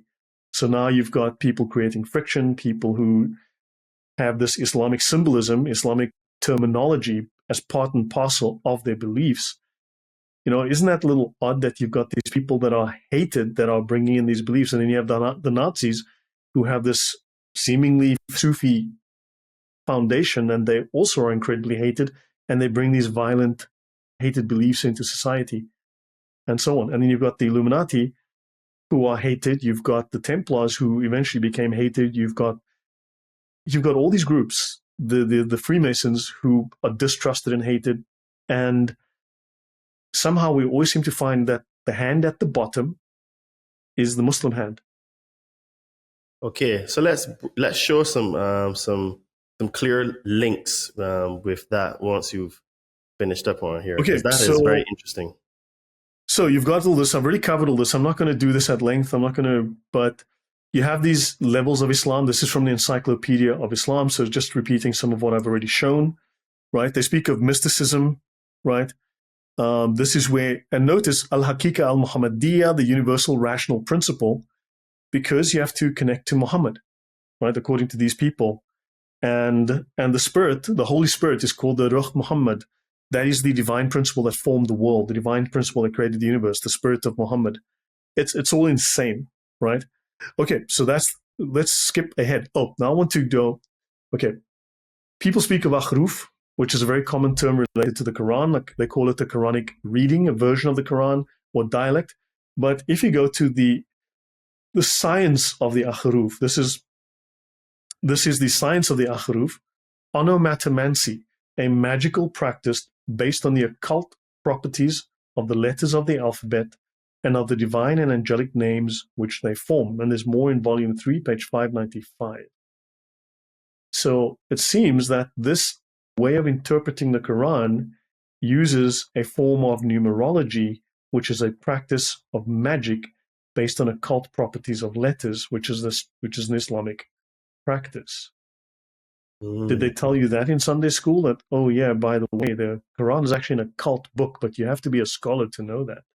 No. And the thing is that what you find when you talk to 99% of Muslims is that they tell you these things are in Islam, but when you actually bring the evidence that they aren't, they say, oh, well, you're just interpreting it wrong, or it's not in Arabic, or this is just what they've been told. And they blatantly reject any form of evidence simply because they go by how they feel or what they've been told. And there's precedence over what is actually real and written. Well, so this goes back to the 7th to 10th centuries, right? You're looking at this whole development of magic in Islam based on pagan magic prior to it. But then, for instance, when you look at the Rosicrucians, we discussed this privately off air at one point, but just to mention, you talk about this guy who formed the Rosicrucian movement. Now, they exposed themselves. I think they became public in the 14 or 1500s or whatever it was. However, they claim to go back 200 or 300 years prior to that, and they were operating quietly in the shadows for centuries prior under different names, right? And they claim that a guy called Christian Rosenkreuz, Christian Rosy Cross, Christian Red Cross, whatever, obviously a pseudonym, not a real person, not a real name at least. He discovered the secrets, the mysteries. He discovered the Gnostic knowledge, right? And how did he do it? He went to Italy, to the Vatican? No. He went to the Buddhists in Tibet? No. Where do you think the Rosicrucians, who claim also to have some connection, that they seeded secret knowledge into Europe, and then the Freemasons came out of that, blah, blah, blah. Where do you think Christian Rosicross went to get his secret knowledge? Let me make a guess. Somewhere in Morocco and the Sufis? From a Muslim, by any chance? Yeah, you'd be right. He got his secret knowledge from the Muslims. Like, he didn't go to the Jews in Jerusalem. No, he went to the Muslims. This is fascinating. So the Rosicrucians, which we know is a secret society, right? The founder of that movement is saying that he got his information from the Muslims, the Sufis. Yep, he went to North Africa and he found the secret knowledge. So, okay, he did go to the Ubangi tribe in Uganda. It's like he went to the Muslims. Like, do you understand? There's a lot of this going on, and all of this is ignored. It's like, no, you've got to blame the Vatican. No, you've got to blame the Italians. No, you've got to blame take your pick. Nobody looks at the Muslims, and the Muslims are going, well, that's convenient for us. So basically what you're hinting at is that a lot of these secret societies, a lot of the things that rule the world have a lot of Muslim influence in the underbelly. Yeah, once you scratch a little deeper. So let's continue. So now they speak of magical practice, right? And they speak of something called Samia. Now, Samia is what they call word magic or letter magic. It is, remember we spoke of the madhabs that were very persuasive? Yes. That's because they had the ability to cloud men's minds with their words, you see, because they could use word magic, Samia. See, we call it today, you would call it today NLP. But they could use this to influence people, to use their words to cloud men's minds and persuade them. Samia, letter magic. And they speak of occult properties of the alphabet, arithmomancy or gematria, based on alchemy, right? The Muslims were heavily into their rituals and their magic. They speak of the fire letters in Islam, the air letters, the water letters, and the earth letters. And they speak of lunar and solar letters. You see, this is all to do with the Quran. The Quran is a magical treatise that allows you to do spells, and they even speak of raising demons when you go as you start looking into this stuff. Very, very interesting. So now we come to Egypt and Hermes and Islam. So now we come into Hermeticism. So they speak of the haram, okay? So the haram is very popular. For instance, that's the forecourt of the temple, the haram, and that's the holy area, the forbidden area. But in Egyptian, right, in ancient Egypt, the letters are used, okay, for pyramid. Right? Now, the Sufis claim that they inherited the secret knowledge, the secret wisdom of the Egyptian mystery schools. So the haram somehow is linked to Egypt, to pyramids. And now we look at Hermes. Now, they speak of the Coptic Gnostic ideas and the prophets, okay, Hermes and Agathodaimon, prophets, okay, fine. But this is in relation to Islam. How is Hermes of Egypt a prophet of Islam? Like, huh? Okay. Do they just make these claims, or do they have any sort of like evidence that, even if it's substantial, Look, they believe it. I mean, look, the Nazis believed that there was a secret country, that they were part of a tradition that died out, and they were actually from this lineage. They were ancestors of this Nordic race from a hidden country or whatever. I mean, it's all nonsense. No, they can't prove it, but that's Gnosticism. You don't have to prove it, you just have to believe it. And no matter how many people die, as long as you believe it, it's good. So it's not even circumstantial evidence. They're just making blanket statements and saying that we got this information from Hermes and Agathodaimon, and you put it in your pipe and smoke it, and that's what it is. Yep. And do we have to prove it? No.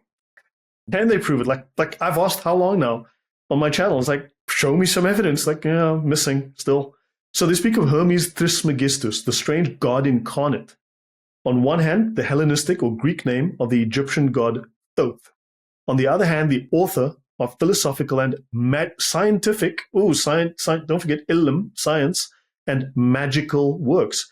Hermes Trismegistus passed in his capacities into Islam. Islam, it is true, transformed the god into one of the heroes of olden times, who, according to his name, Trismegistus, he became Mutalab al-Hikmah. Now, the Hikmah is the knowledge, the wisdom. The Muslims will speak of the Hikmah. I'm going to give you the Hikmah now from the Quran, and the Hikmah, the knowledge, the wisdom.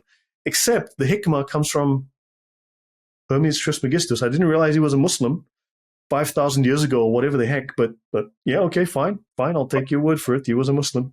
He was practicing Islam. Sorry? That is their claim. That's the thing. Well, that's the implication here. But you see, don't forget, you are at the level of the Ibadah. You're at the level of the knowledge of in fact, you're not even in the Ibadah. You are way under that level. You're not an initiate yet. You didn't join the cult, did you? No. So basically, according to their thinking, I just don't know because I'm not initiated. But once I get initiated, then I get shown. So for the outside world, no. You've got to move up to the higher levels. You see, you got a bit of work to do there. So according to them, their logic is that we do have evidence, but you need to get initiated to be shown it. And since you're not initiated, then it appears, quotation marks, appears that there's no knowledge. But just believe us, just trust us. We've got it. Basically, trust me, bro. So you see, they speak of Idris. Now, Idris is he's the second prophet mentioned in the Quran. No one knows who the heck Idris is, but apparently Idris has now been isolated as Hermes Trismegistus, who is now a prophet mentioned in the Quran as one of the prophets of Islam, a revered prophet in the Quran. He was Hermes Trismegistus, this Egyptian god, this Greek god, this Roman god, but he was a Muslim for sure. True story. And yeah, also with Enoch, and he built the pyramids and see haram in the name being connected. So the haram is very important to Islam in terms of its its holy places. The haram, there. So and suddenly you're talking pyramids and Egypt and mystery religions and Egyptian gods. It goes weird very fast. And then they speak of he brought the books containing philosophical and ethic sayings of Hermes, okay, and much more numerous to the collections in these. And Shahrazad is a very important scholar in Islam. And so what happens is these scholars are now quoting from Egyptian gods who are Muslims, who got the hikmah. And they speak of Hermes shows strong monotheistic features, similar to those described by Al-Saraksi. So these Muslims were very busy finding ways or showing how that all of these secret gods who brought knowledge to the world were Muslims and are tied into Islam. And therefore, they have inherited all of the secret knowledge. Islam has the secret knowledge. They are the true Gnostics. I got a question. And of course, the Hermetic corpus laid out procedures that allowed a magician to compel angels and other spirits to carry out his orders. While when you go into Islamic magic, you compel demons too. Okay, question then. So there's something called the Emerald Tablet of Hermes, and we know about this because of the Muslims. Is that the same as the Golden Tablet of Allah? I don't know. I don't know. But what I do know is that we have a translation that is in Arabic that I think from memory was translated from Greek. And because of that, this is why we can say that the Emerald Tablet of Hermes exists, because there's historicity in it. So is it possible then that when the Muslims, I think when conquered obviously Egypt and then Spain, that they came into this information and then they sort of like, this is like the first 400 years, right, of Islam, when they were able to mold the religion in the way they wanted and pull in themes or people that suit their narrative to give sort of like authority of what they're trying to teach and practice and basically force on the world. Is that an incorrect assumption? No, look, I mean, who knows? But these people believe this stuff. And the thing is that they are competing with all of the other occultists, because as you start to look, we're sort of moving in a certain pace, but as you start to go down this hole further, right, then these people become full-on occultists with world domination ideas. These people become seriously off the rails. And these Muslims are basically now saying that, hold on, we are the original ones. We are the guys. So these guys firmly believe this. So you have one view of Islam that's this, but the thing is, underneath, Islam has a completely different set of ideas that the average human has no knowledge of. Right? And if you start to look at all of the some of the strangeness that's been going on in the last century or so, Islam is right up there with everyone else, claiming to be same part and parcel. Hermes is Idris, and so on. And these guys are all into their magic. Like Idris, ancient prophet mentioned in the Quran. Muslims believe he was the third prophet after Seth. How could he be? He wasn't remotely a Muslim. Okay? So this is all in the Encyclopedia of the Quran, which is a 6,000-page volume. It's a highly respected academic resource. And the gold standard is the Encyclopedia of Islam. I've been quoting from only the very best, most highly respected pages. I mean, the Encyclopedia of Islam is like 12, 13 volumes. It's thousands of pages. I mean, it is thousands and thousands of pages. So, yeah, but look, these guys they're occultists. They are big-time occultists. They're up there with all the other occultists. Okay, very interesting. So before you go on quickly, I just want to say, guys, if this conversation is opening your eyes, pause and drop a comment. What's one thing you've heard so far that shocked or surprised you? Hit that like button and share with someone who needs to hear some real context, not clickbait headlines, and get their head blown with some of the information that Lloyd is sharing with us today. So over back to you, Lloyd. Okay, so we'll try to skip ahead, but according to Islamic science, the pinnacle of science is what's revealed by Muhammad. But of course, not all of that's in the Quran. And all other knowledge is useless, doesn't deserve to be called science. You see, the study of science concerns only religious knowledge.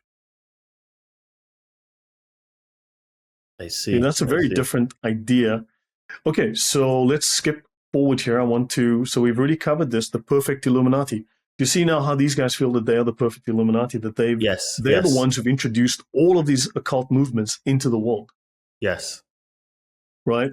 We've already spoken about this. We've covered that already. The perfection of faith is Gnostic.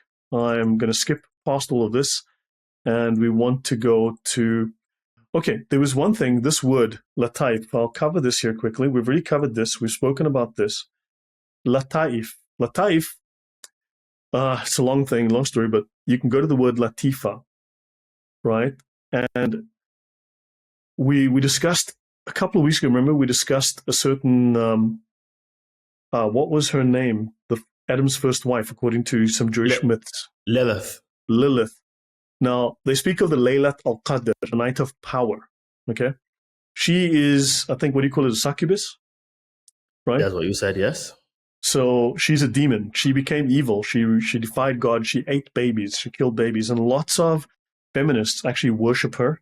Lots of pagan feminists actually worship her as their god because they want to abort kids and she killed babies. So she becomes the symbol of feminism, Damn. right? She used to murder babies. And so they had an arrangement was made where if they wore a certain amulet, she wouldn't kill and eat your baby, right? The Lataif, the Latifa, so this eventually links to Lilith, and which is very interesting. So Lilith also lived in dry places in the desert. She was banished, and so Muhammad in a cave. You start to think, well, is there something going on there? Because when they start speaking of Lataif, the Laylat, the Lilith, then maybe there's something there. But yeah, let's move past this. I want to get to the perfect man. Muhammad is the perfect man. Okay. So I want to go past this, the Manichaeans. So let's see. Give me 1 sec to bring my notes back. Wrong notes. Okay, so Muslims were very much, okay, this doctrine came to the Muslims through the medium of Manichaeism, which adopted this belief and gave it a shape. So the Jesus of the Manichaeans had no objective reality as a man, is an apparition. So they speak here of how Manichaean Gnostic knowledge came into Islam and shaped its view of Christianity. They didn't incorporate Orthodox Christianity, they incorporated Gnostic ideas. So, for instance, what you have is in the Quran and in the Muslim tales, you've got Gnostic stories coming from the 3rd, 4th, 5th centuries, not Christian stories. So they're representing Gnostic tales, not actually Orthodox Christian tales. Like this story of Jesus speaking as a baby in the cradle. This is in the Arabic infancy gospel of the Savior. This is a known Gnostic text from, I think, the 4th century, nothing to do with Christianity. These are fairy tales for kids, but Islam took them on and they're in the Quran as the word of Allah. So they clearly have adopted Gnostic ideas. Okay, so we'll skip over some of this stuff, and now let's go on to this. I think the stuff that you wanted to talk about. So now I think I've laid enough of a foundation. Okay, so Muhammad has this idea, and people will say, well, do you know that Mossad says that by way of deception we will do war, and therefore they're evil? Like Sun Tzu said it in the 6th century BC. It's like, was he a Muslim too? Muhammad said it. War is a game of deceit. I don't know why is it bad if Mossad says it when Muhammad said it and Sun Tzu said it too, and Muhammad said it 1400 years before Mossad. So I don't know. So politics is downstream from culture, but culture is downstream from religion. Now we believe that the enemy of my enemy is my friend in the West, but Islam says, do not let your enemy know he is your enemy. That's the saying that they have. Deception, then, basically, which Yes. is everything how Islam is based, where you must, because in the other episode, we clearly showed that you're obligated to tell lies. You're obligated to withhold the truth, Yeah. And so now we'll go talk a little bit about the Nazis and the KKK and the Templar Knights and look at some of that history. So this is Hamas Charter, Article 2, and the occult. The Islamic resistance movement is one of the wings of the Muslim Brotherhood in Palestine. The Muslim Brotherhood is the largest terror incubator in the world, something like they've created, or they've birthed out of them have been something like 200 Islamic terror organizations. And they're also the largest secret society in the world. And their founder, Hassan al-Banna, it's not his real name. Al-Banna means the builder. Does that sound familiar? Very The much builder so. from the Mason. The Masons, the builder, yeah. a Mason, because he was a Freemason. The founder, so he's a Muslim Freemason. The Muslim Brotherhood is a universal organization which constitutes the largest Islamic movement in modern times. It is characterized by its deep understanding, accurate comprehension, and complete embrace of all Islamic concepts. In other words, they are thoroughly Islamic. They're not doing anything wrong. And they speak of, life, culture, creed, society, the spreading of Islam, and the science of the occult in their charter. Yes. That's fascinating. Fascinating. They are dedicated to spreading the science of the occult, the ghaiba. We mentioned that word came up earlier. So that's fascinating for this this movement with all the guns and the bombs and the killing people and blah, blah, blah. These guys are very much involved with spreading the science of the occult. So, Baron von Rudolf. So this is the guy, Baron Rudolf von Sebottendorf. This is him here, his mugshot. And this is him with Hitler. And have a look at these faces. Does Hitler look a little intimidated by this guy? Yeah, he looks a little bit like out of his skin there. Small and timid. Yeah. Yeah. So this is the advisor to Hitler. And this guy just looks, I don't know, man, something weird going on here with this guy's eyes. And he's got Very some much seriously so. dead eyes here. Yeah. For real. So this is Baron von Sebottendorf. Now, of course, he converted to Islam, became a Sufi. So a little bit about this guy. He's a Freemason, surprise, surprise, and he practiced alchemy. He moves to Turkey, where he supposedly meets the Jewish Termudi family who introduce him to Rosicrucianism. Interesting. And this leads to his initiation into a local Masonic lodge. And then he founds a lodge of the Bektashi Sufi order. Okay, so Jewish Sufis, that would mean they're not Jews, they're Muslims that maybe were Jewish 500 years ago, but they're now Sufis. Because I don't know how you would go from a Jewish family to starting your own Sufi order if you were learning Judaism, but okay, fine, it's okay, fine, whatever. He goes back to Germany. There's a much longer story than this, but he returns to Germany in 1917. He founds what's called the Thulist Society, or the Thule Society, an occult organization that leads to the German Workers' Party that was joined in 1919 by Adolf Hitler, who then the next year renames it the Nazi Party.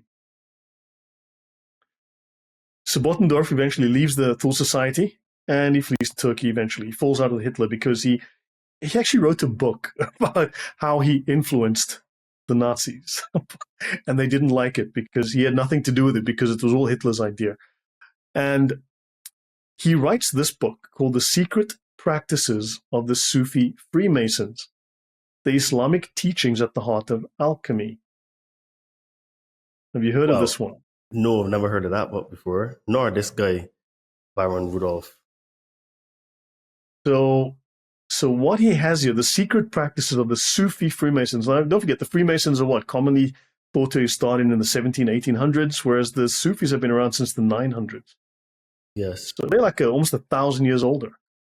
Reveals the secret spiritual exercises of the Bektashi order of Sufis, shows how this order, also known as Oriental Freemasonry, preserves the ancient spiritual doctrines forgotten by modern Freemasonry. It explains how to transform the soul into the alchemical magnum opus. Earlier, I skipped over a slide that spoke of becoming the perfect man because Muhammad was the perfect man, and the Sufi, the whole point of this Gnostic knowledge is to transform your soul into the perfect soul, the perfect man. Alchemical, spiritual transformation.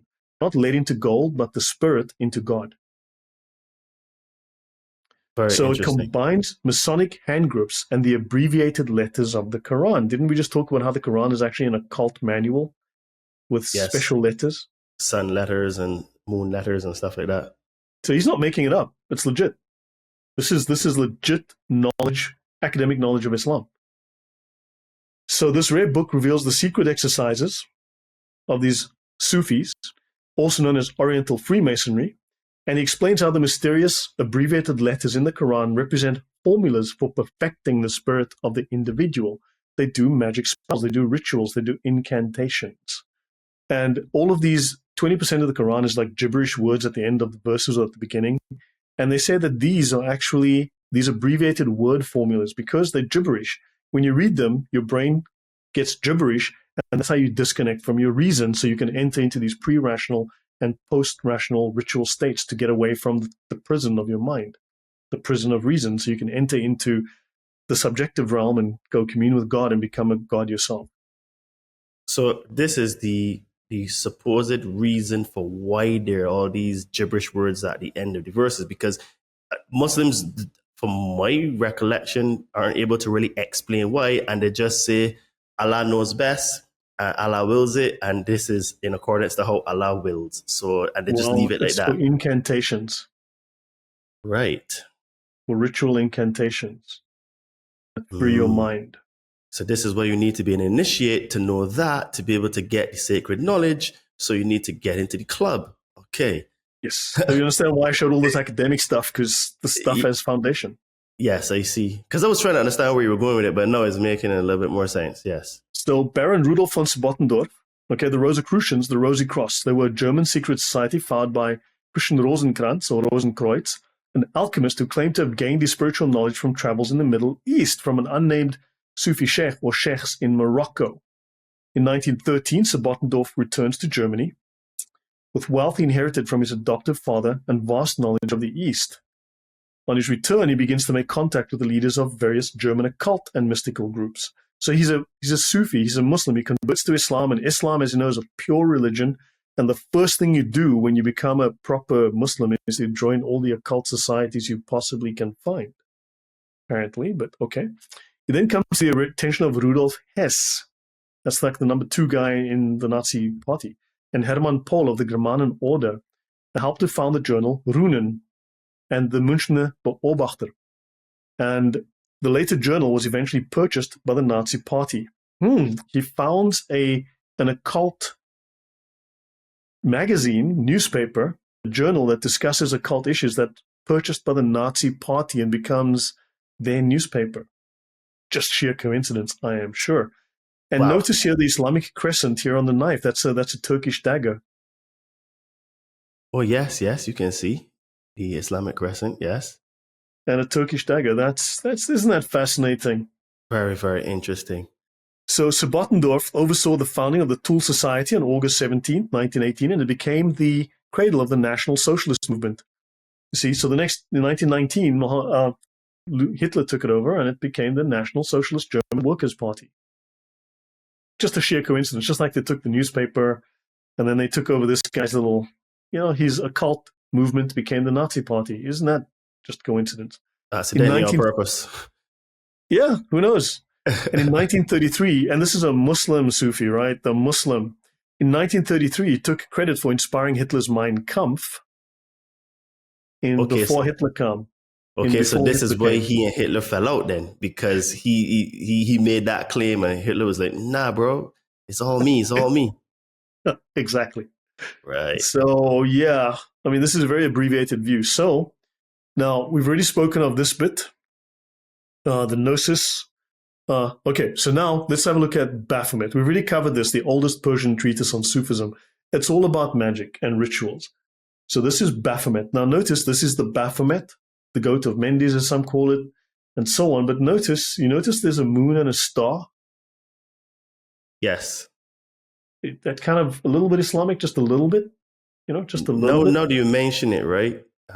It does, because I could see the logic behind the moon, because you have obviously as above, so below, which is some of the principles of Hermeticism. So you have the moon at the top and the moon at the bottom.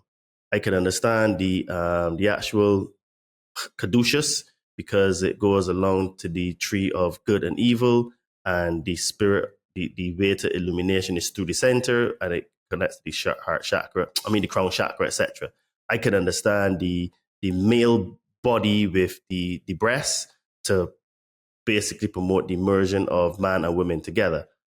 But now you put the star there, I always was trying to understand why, and the only thing I could come up with is that it represents a pentagram.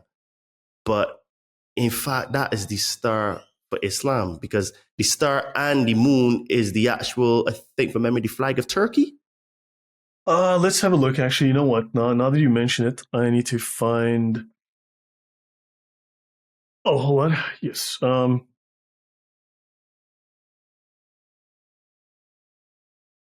So there is, when you think about it, Islamic symbolism in here. Okay, so hold on. I'm going to show you something that may or may not be interesting or relevant. Where did this guy from the Rosicrucians go? He went to Morocco, right? Morocco, that's correct. Which country's flag is this? This is Morocco. Red flag. Flag with of Morocco. the... Does it look like a pentagram? Well, it does, actually. I mean, it could just possibly potentially be a bit of a pentagram on a... Yes. That may or may not be a pentagram on a country's flag. Yes.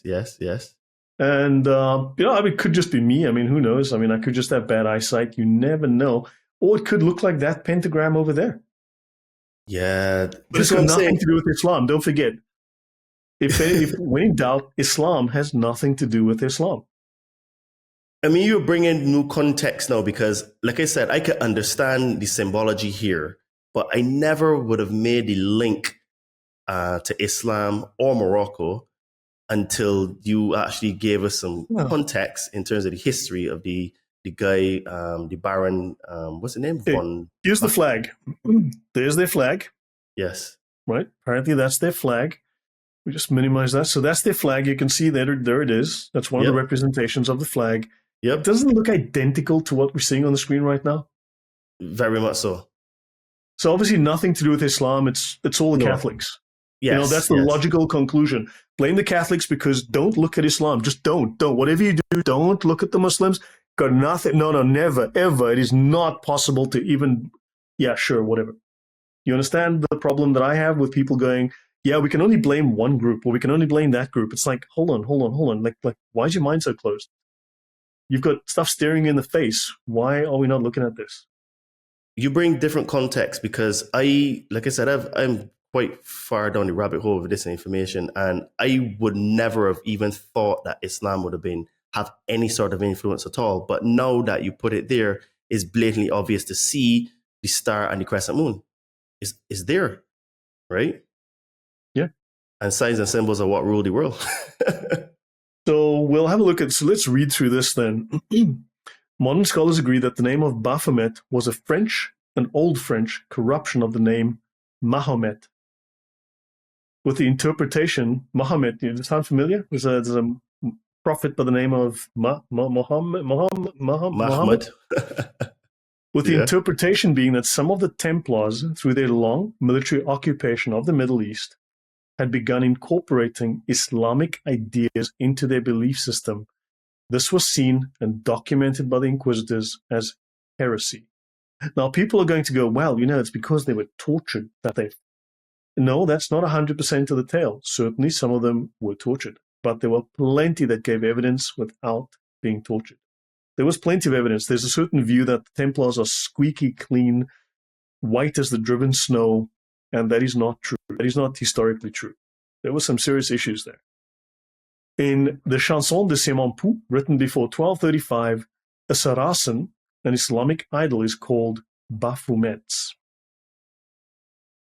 A chronicler of the First Crusade, Raymond of Aguirre, called mosques Baphomarias. Peter Partner writes in his 1987 book, The Knights Templar and Their Myth, in the trial of the Templars, one of their main charges was the supposed worship of a heathen idol head known as Baphomet. I see. Right, Baphomet.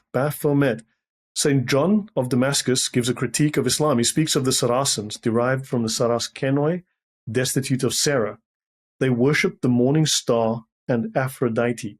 Now, people these days dismiss John of Damascus because he was saying things about the Muslims that are not true, because today's Muslims don't do any of that. He must be wrong. Well, what if he was right and Islam has covered up its tracks really well? I mean, the guy's writing and they say, no, he made it all up. Like, how do we know? How can we really be sure? So, but anyway, Baphomet, now in the 20th century, Baphomet becomes Satan in the West.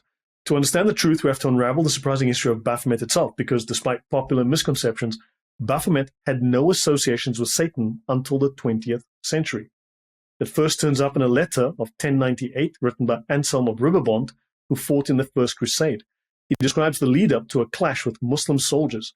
He writes how, as the next day dawned, they called loudly upon Baphomet. And we prayed silently in our hearts to God. So the context of the word here, along with other evidence from the First Crusade, suggests that Baphomet was a corrupted version of Mahomet, a French word referring to Muhammad.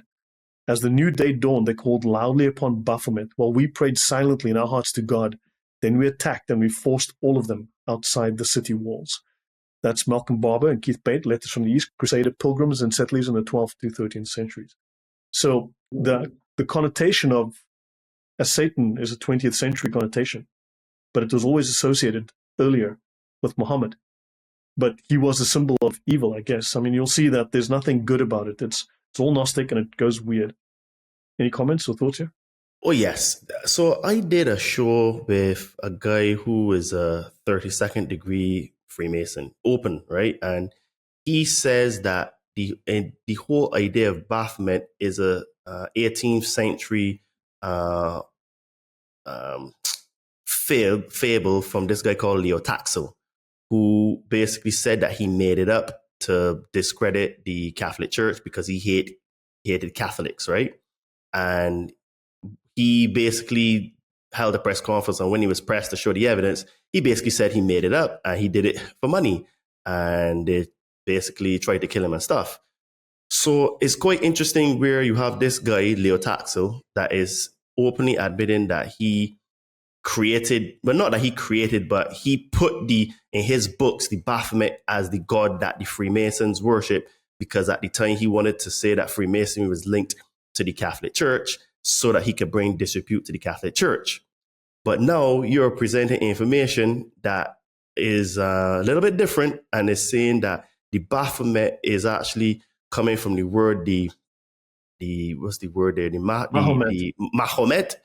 And that was just a bit of they basically mean the same thing, right? Because it was just a change of words, and it comes from the old French word.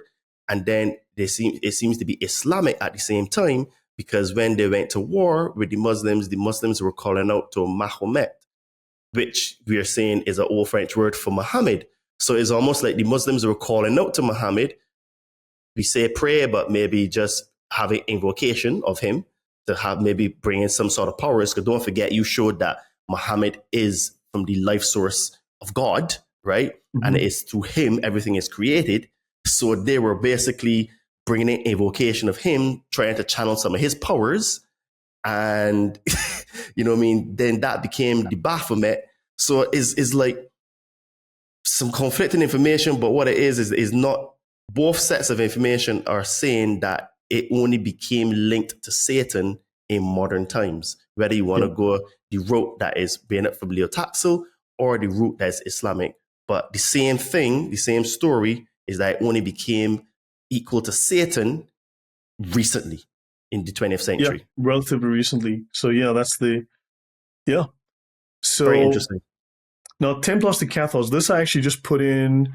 So there have been attempts to see the word as evidence that the Templars were actually secret Gnostics, okay? French Templars and French Cathars, right? Adhering to ancient schools of thought. Now, there's obviously, you can find all sorts of opinions all across the board here, right? So obviously, these were heresies, according to the Catholic Church. Now, Gnostic beliefs had a lot of blasphemous ideas that the God of the Old Testament was an evil force. Material reality is corrupt, and Jesus never had a physical body or never existed. Such ideas came back into medieval Europe with the rise of the Cathars. Now, they were a neo-Gnostic movement that became very powerful in southern France. Now, the Cathars were brutally persecuted and suppressed, much like the Templars. Now, obviously, there tends to be a one-sided reporting that the Cathars obviously were squeaky clean, beautifully, just perfect little beings, and the Catholics just came and murdered them for no reason at all. I mean, that's the common view, right? So the Knights Templar was a group of mainly French Christian crusaders who fought religious wars against the Saracen Muslims from 1118 until 1312. Pope Clement V disbanded the order under pressure from King Philip IV of France. So this is not a finished slide, but through the exposure to Islam at the time of the Crusades, the Knights Templar began to explore Islamic customs, the most significant being their adopted worship of a deity known as Baphomet, a derivation of Mahomet. This is from the Society of Baphomet, right? And it's on the Knights Templars from a website that I got to. So conversion to Islam and the Albigensian Crusade greatly reduced the number of Gnostics throughout the Middle. The conversion to Islam and the Albigensian Crusade greatly reduced the number of remaining Gnostics throughout the. Who was converting to Islam according to this? The Gnostics. Yeah, the Gnostics were converting to Islam. Jews, they didn't convert to Catholicism for sure. But yeah, there's something about now we can say here, hold on, but what if we dig and find out more about this? Because that's just a piece of data, but shouldn't we be digging and seeing where that leads us? Because, right? Now, I'm not saying I did the digging, but there's so many of these little nuggets that you're like, who was converting? Why? This is in France. What the heck? So this is interesting. So France is supposed to be a Catholic country, and the Gnostics, which you're saying are the Cathars at that time, they ended up converting to Islam as one of the reasons why the Cathars / Gnostics reduced in number. Yeah, they became Muslims. So hold on, Muslims in that. Okay, that's a bit weird. Isn't that a little odd? I mean, maybe it's wrong, but isn't it odd? It is. Because there's no huge numbers of Muslims in France at that time. And that is not even something that is talked about in history at all. Now, why are Cathars converting to Islam? Is there some kind of similarity? Are these Gnostic religions similar somehow? Is there some kind of influence? So let's have a look at this. Templars. So Joseph van Hammer Purkstal, 19th century historian, well-known guy. Actually, I took a lot of digging to get some of his stuff. He's a historian and expert on Middle Eastern literature, believed that the word Baphomet derived not from Muhammad, but from a combination of Greek words meaning baptism of the Spirit. Van Hammer Purkstal took this to refer to Gnostic rituals of secret knowledge. He also pointed out evidence, medieval medals, vases, and figurines emblazoned with arcane symbols, which he claimed was proof that the Templars were Gnostics. The Gnostic connection was revived, and Dr. Hugh Schoenfield, in one of the scholars who analyzed the Dead Sea Scrolls after they were discovered in the 1940s, applied the Hebrew Atbash cipher to the word Baphomet. This is a solid scholar. These are not these are not Mickey Mouse guys, right? It's a simple substitution cipher used to encode words by replacing each letter of the alphabet with another. Schoenfeld believed the cipher revealed the Baphomet to be a coded translation for the Sophia, a divine figure in Gnostic mysticism, synonymous with the goddess. Now, the Sophia, she was the consort of the demiurge which created the corrupt world, the God of the Bible, the dark God that had no light, that created the earth, the corrupt earth. Then this is where the souls are trapped in matter, and we need to return to the pleroma. And Sophia was his consort, and she was female, and because she allowed this evil, women are now evil, women are tainted, women carry her sin. Do you understand a little bit about this now? How this is perceived? Okay, so let me take a step back here for a minute. So according to them, they're saying, and this guy, Dr. Hugh Schoenfield, he's saying then that the Baphomet is the lettering, they changed some lettering, but it really translates to Sophia. And the Sophia is supposed to be to represent the divine feminine in Gnosticism. So therefore, using this logic, then the Baphomet that we see would represent the male and the female together, but with some sort of Islamic influence, which is a bastardization. So it gets kind of complicated here to really track. Yeah, but if you're Gnostic, you can make stuff up as you please because you're not attached to reality. You're just making up myth as you go along. Now, here's an interesting thing. You study the Sufis and you read the Sufis about what is the nature of Allah. And they'll say, well, Allah has an outer and an inner nature. Zahir and the batin. What is Allah's inner nature? Oh, yeah, he's female. Okay, so basically they're saying then that the Sophia would be the representation of the internal of Allah. That may well be Lilith. Okay, this gets really, really You interesting. understand? Now, look, I Yeah, mean, I yeah. know I'm saying some really bizarre things, but we need to understand how all of these people believe this nonsense. And so anyway, I've got my reasons for saying that. Now, I haven't documented it like all the other stuff, and I haven't researched it in ages, but I spoke with you about some of that in the off Yes, air. yes. And so you're looking at, they didn't just make it up out of thin air. They are adapting or believe they found the truth of whatever myths that they are, involved with. It really looks like what you're saying is true, that there's a huge influence in terms of Gnosticism that we have today with Islam, because it's almost one and the same. Because, well, as you showed, that this guy that was influenced even the Nazi party, he went to Morocco and studied under the Sufis. And these guys claim that they're the keepers of the ancient knowledge and what's not. And just like you said, they can just make stuff up. So it gets really, really confusing, like, especially for a person like me that has like done a little bit of research in these areas, where the Islamic part has blindsided me, where I didn't even see the influence of Islam. But now that you've shown me, I can definitely see with the symbols, right? Right. So let's add another piece of information here. I can only go another few minutes. Sure. So Eliphas Levi, right? He makes up this Baphomet symbol. So Levi's Baphomet. This is the goat man thing that we all know about, right? This had nothing to do with the enigmatic Baphomet of the Templars, and we'll look at that again. It was adopted as a figurehead by the notorious occultist Aleister Crowley in the early 20th century. So he founds a mystical movement called Thelema. Of course, he gets inspiration from a demon in Egypt, right? A voice in Egypt talks to him, right? So that's where he gets it. But if you go back and you study Crowley, I need to get to my notes. Now, I don't have my notes in front of me. I have it somewhere on Crowley. But Crowley discovers that he has they say that when Crowley would do his pilgrimages, Crowley would recite the Quran. Crowley was a very devout follower, a studier of the Quran and Islamic scriptures. That I didn't know at all. If I know. True. So I need to get to my notes on this. So I don't want to say anything because I might get it wrong. But let's just say I started digging on Crowley because I was going to do a series of talks on Crowley. And then I discovered that Crowley and Islam go together like love and marriage, apparently. Very interesting. So like Levi, Crowley saw Baphomet as a grand encapsulation of opposing forces, including masculine and feminine. And that would also be then like Marx, who sees the synthesis, the thesis, the antithesis makes the synthesis. That's Marxist Gnosticism as well. Crowley saw nothing devilish, and he rejected Christian doctrine and the Christian conception of Satan, but he seemed to have a special soft spot in his heart for Islam. Okay, so now let me put this back and go back here.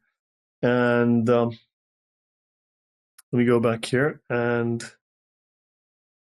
so Western scholars have recently supposed that Baphomet, let me just close this view window here, that Baphomet has no connection with Muhammad.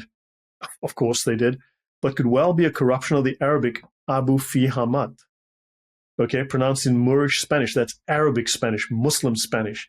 Something like Bufihimat. The word means the father of understanding. In Arabic, father is taken to mean the source of, the chief seat of.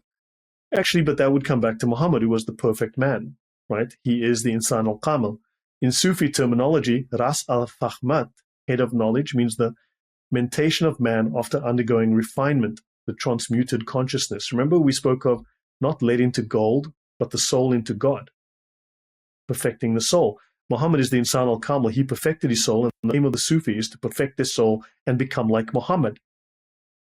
So this is, at the end of the day, it comes back to the same thing. It comes back to Muhammad.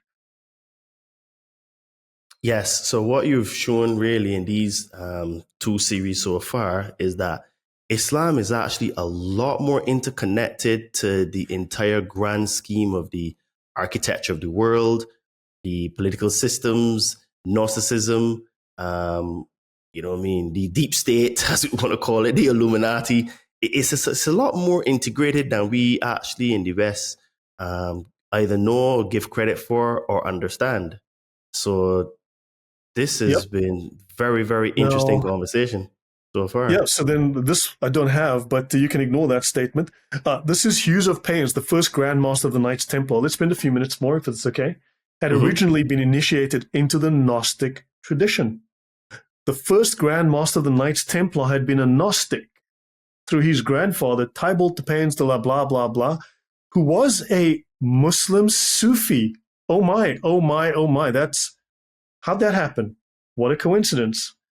The Moorish Sufi tradition of Hugh de Paynes' family is the reason why the original blazon, was composed of 3 Moors' heads, which represented his family line. Payans or Paynes is the same as Pagani in early Italian. That's from Timothy Hogan, The Way of the Templar, a manual for the modern Knight Templar. Oh my, the first Grand Master of the Knights Templars was a Gnostic. And he was Muslim, black as well. Sufi Gnostic. And he was black as well, no? You know what I mean? It is. Yeah, that's why there's black people, because it's African, Moroccan. Sufis. Oh my. Gee whiz, what a coincidence. You know, right? It's very fascinating because the way that it is, I guess, communicated is that all of this came out of Europe. And basically it was all Europeans. So the original, Masons were white and stuff like that. And then, even when they say that the founders of America were also Masons, which is true. But there's this idea that it was like quotation marks exclusively white for a time being. But here now you're coming seeing that they were Moors and they're black people, obviously, and they're also Sufis, right? Yeah, and we're getting warmed up here. There's more to come on this. I'll add a few things more. I'll go a couple more minutes if that's all right. Yeah. To show you. Look, I had to lay a lot of groundwork. I had to show all of this stuff. Okay. Because I was trying to understand where you were going, because I was like, how is this really going to tie into the KKK and the Nazis? But does it help to understand the cult and... Yes, it does, because there's a lot more to it than I thought. And I think all of the listeners, I would say, here and listening to this will agree. There's a lot more influence of Islam and Gnosticism and Sufism in the grand architecture of what runs the world. Yeah, that we're all ignoring. We're ignoring it. Very much so. We're totally ignoring it. So Baphomet, this is from the Oxford English Dictionary. Never heard of it. That must be important, I'm sure. Baphomet, a form of the name Muhammad. Okay, alleged name of the idol which the Templars were accused of worshipping. The great stress in the condemnation of the Templar is laid on the worship of Baphomet. What it comes down to, and I'll be throwing out some other historical material, is that they were effectively Muslims. They were Sufis. They were occultists. They started to get involved. Now, this is from Leviticus 17:7. They must no longer offer any sacrifices to the goat idols. You see, this is a goat idol. Yes. See? This is a goat idol. Yes. Now, Baphomet. So Friedrich Nicolai, 1733 to 1811, he questioned the authenticity of the Templar legend and the role of the historical Knights Templar. In his Versuch über die Beschuldigungen, welche dem Tempelherrenorden gemacht worden und über dessen Geheimnis. Okay, in the investigation over the accusations which the Temple Order were made against the Temple Order and over these secrets of 1782, Nicolai argued against the identification of the mysterious Baphometus, or Baphomet and Muhammad, which implied that the Knights Templar had secretly converted to Islam and were worshipping a kind of Muslim idol. He says, no, I don't think they converted to Islam. I don't think they were worshipping a Muslim idol. He says, no. But he was convinced of their Gnostic beliefs, that the Templars had become Gnostics. But hold on, these Gnostics were Muslim Gnostics anyway. So really, they were Muslims. This was just Muslim Gnosticism. Right. You see, it all comes full circle. It's a distinction without a difference. See? Speaking of a Kabbalistische Philosophie, a Kabbalistic Gnostic philosophy, he explained that Gnosticism had emerged from Kabbalah. Oh, wow, now it's the Jews again. Oh, boy, it's their fault. But what if, here's a question. What if the Arabs, what if the Muslims had their own version of Kabbalah called Kabbalah? Well, it wouldn't surprise me, because there are a lot of similarities between the religions in a way where you have a Kaaba that the Muslims circumvolute and pray to. And I would say that they pretty much worship the stone because they bow to it, right? One can argue. And then you have the Jews that they have the Kaaba on their forehead that they strap, right? Definitely. Right. So it wouldn't surprise me if you made that statement, because the two languages are Semitic languages and they're quite similar. So Well, modern Arabic is a much later language. You're looking at 5th century, maybe. It started to form as a proper language. So it comes way later. But yeah, let's just say that it's very convenient to stop at the first conclusion you arrive at, or the first fact that's given to you. Once you dig deeper, you might find there's a lot more Islam going on than you're aware of. So this guy from the 1700s is saying, but hold on, these Templars are Gnostics, and they're involved in something Kabbalistic. But we might find that it's Muslim Kabbalistic, not Jewish Kabbalistic, Muslim Kabbalistic, just potentially. And he says there's a heretical strand that was taken up by the Templars. Okay, and this is, there's a paper here, link 39188B. This is from pure.uva. That's the University of something in the Netherlands. It's a paper, that's a thesis paper or a scientific research paper from the Netherlands. I'll actually just bring it up here. Why, what the heck not? So people can see it. They didn't just make it up. Here it is, University of Amsterdam. Their digital academic repository, the Baphomet of Eliphas Levi, Struber J. 2017 paper. It's a thesis paper on the topic. Right, and I'll do another page, and I'll just introduce, this will be where we will go next, as we'll talk at length. This is the Encyclopedia of Occultism, okay, from Harvard College Library. This book goes back to the 1920s, The Sciences of the Occult. And they speak of Baphomet, the goat idol of the Templars. So they were heretics. They were worshipping goat idols against the Bible, against these Leviticus.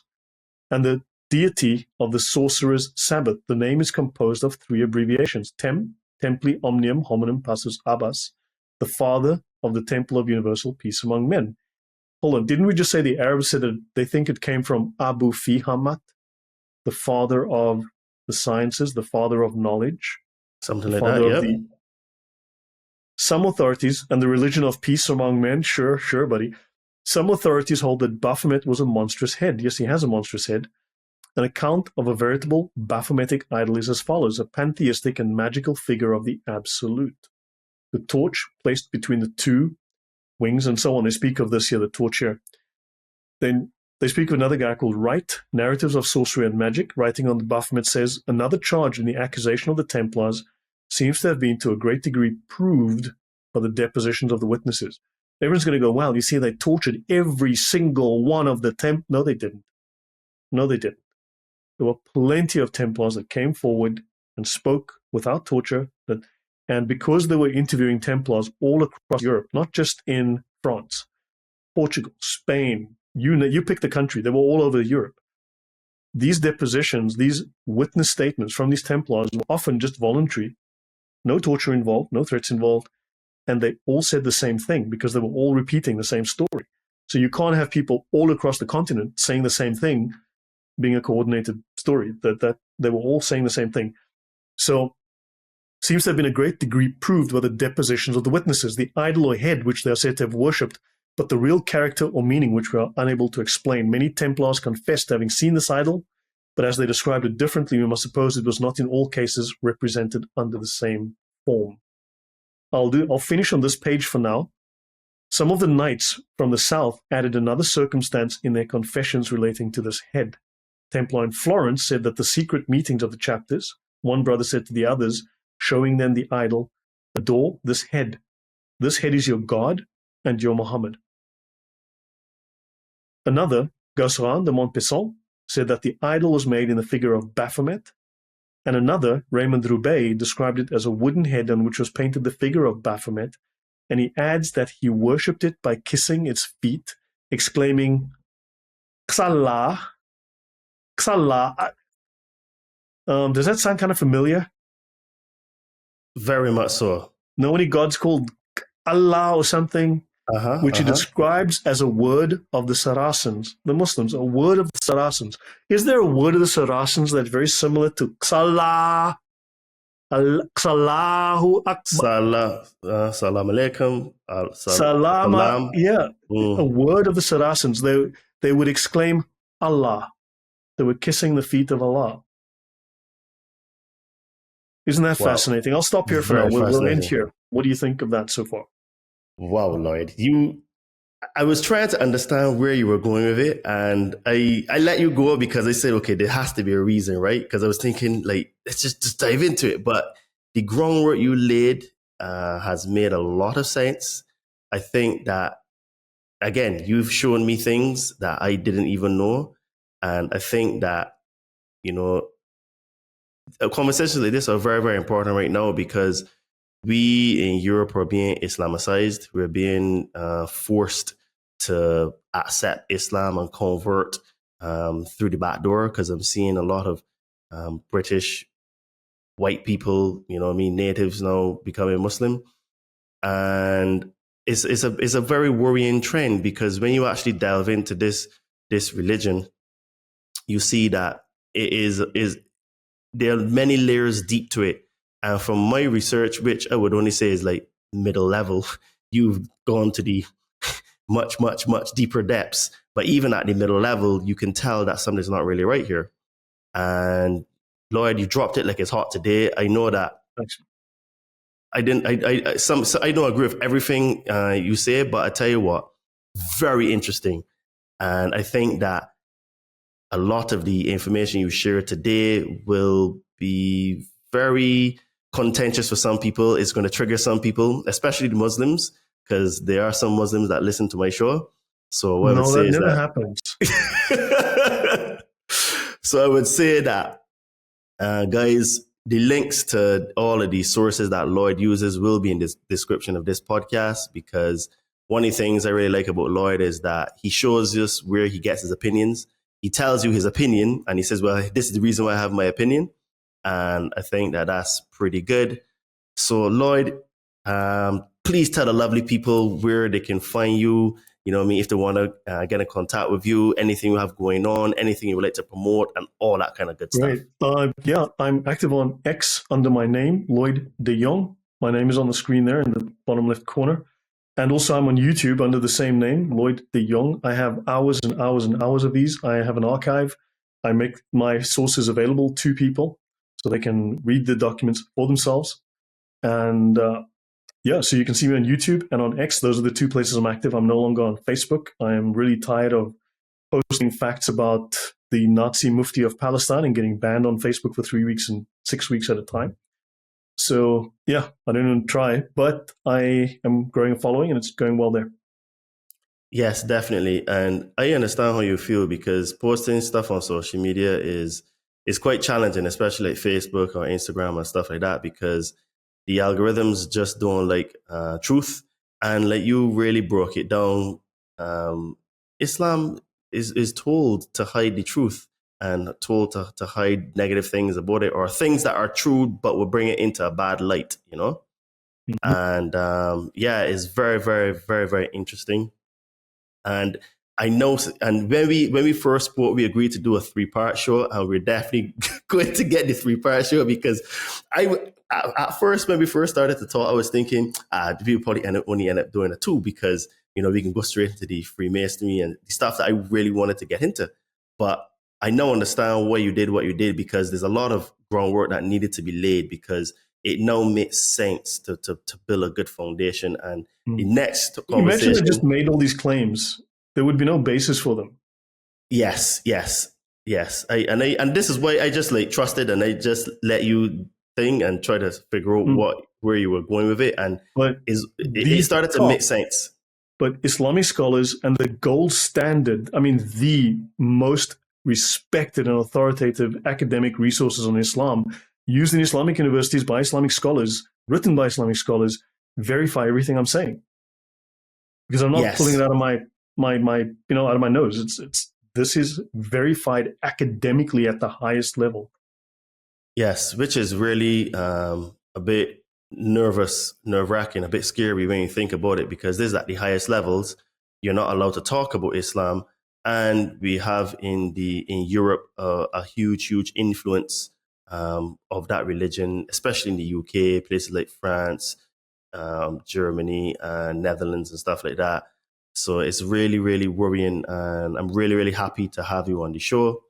So guys, as you know, I am an online fitness trainer. I help spiritually inclined people burn fat and build muscle. So if you would like to learn some of the things that we do talk about the podcast, get your mind in shape, connect with your body and your spirit as well, and grow and level up in other areas of your life, comment below. Send me a message on Instagram at Adriano_246 or my name Todd Cave on Facebook. Send me a message and let's see if you're a good fit for the Compound Body Training Army.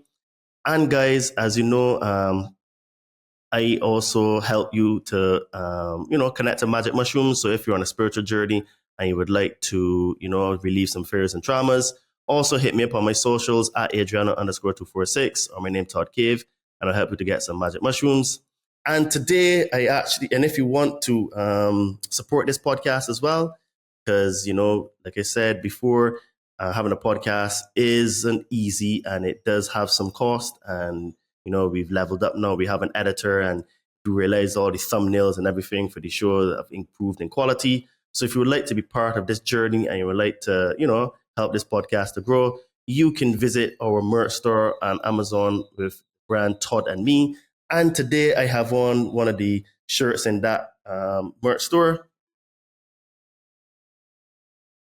So that one is called Truth Isn't Learned, Truth is Realized. So a link to the Amazon store will be in the description of this podcast. And folks, Lloyd just took us on an unfiltered journey into the very foundations of Gnosticism, Freemasonry, and secret societies, which show us much more that Islam has influenced these movements and organizations that we could never have known, thought, or imagined prior to this conversation. So whether you agree or disagree, you've just heard perspectives based on primary sources, information that Lloyd has sourced very well, and not social media spin. So drop a comment with your biggest takeaway. Hit that like button if this episode resonated with you and expanded your thinking. And please share this with someone who's ready for truth over comfort. Because here at the Conscious Man 7, we have real conversations and we delve into the deeper darkest parts of human psychology, human spiritual evolution, and also topics like religion and things like Gnosticism, because they seem to be all linked, So this was another awesome, amazing conversation. Stay tuned for part 3 of this mini series, because that is where we go deep into the things like the Ku Klux Klan, and we talk about the Nazis, which are going to blow your head away, because I've seen this information before from Lloyd, which is the reason why I got into contact with him, because I was blown away. So you are going to love the next one. So Lloyd, thank you again for coming on to the Conscious Man 7 podcast. Really enjoyed the conversation. It was a bit of a builder, but once you built it, it just shot up in the air like a hockey stick. So really looking forward to part 3 of this mini series. Thanks. Okay, guys, this was another one. Don't forget, smash that like button if this podcast resonated with you, and hit me up on my socials if you would like to get in contact with me. Go and visit Lloyd's page, give him some love, tell him the Conscious Man 7 sent you, follow him, and pay attention to his work, because he's doing some really awesome work out there. And this was another amazing episode. Don't forget to keep smiling, keep shining, and keep being the change you want to see. Speak to you soon. Cheers and namaste.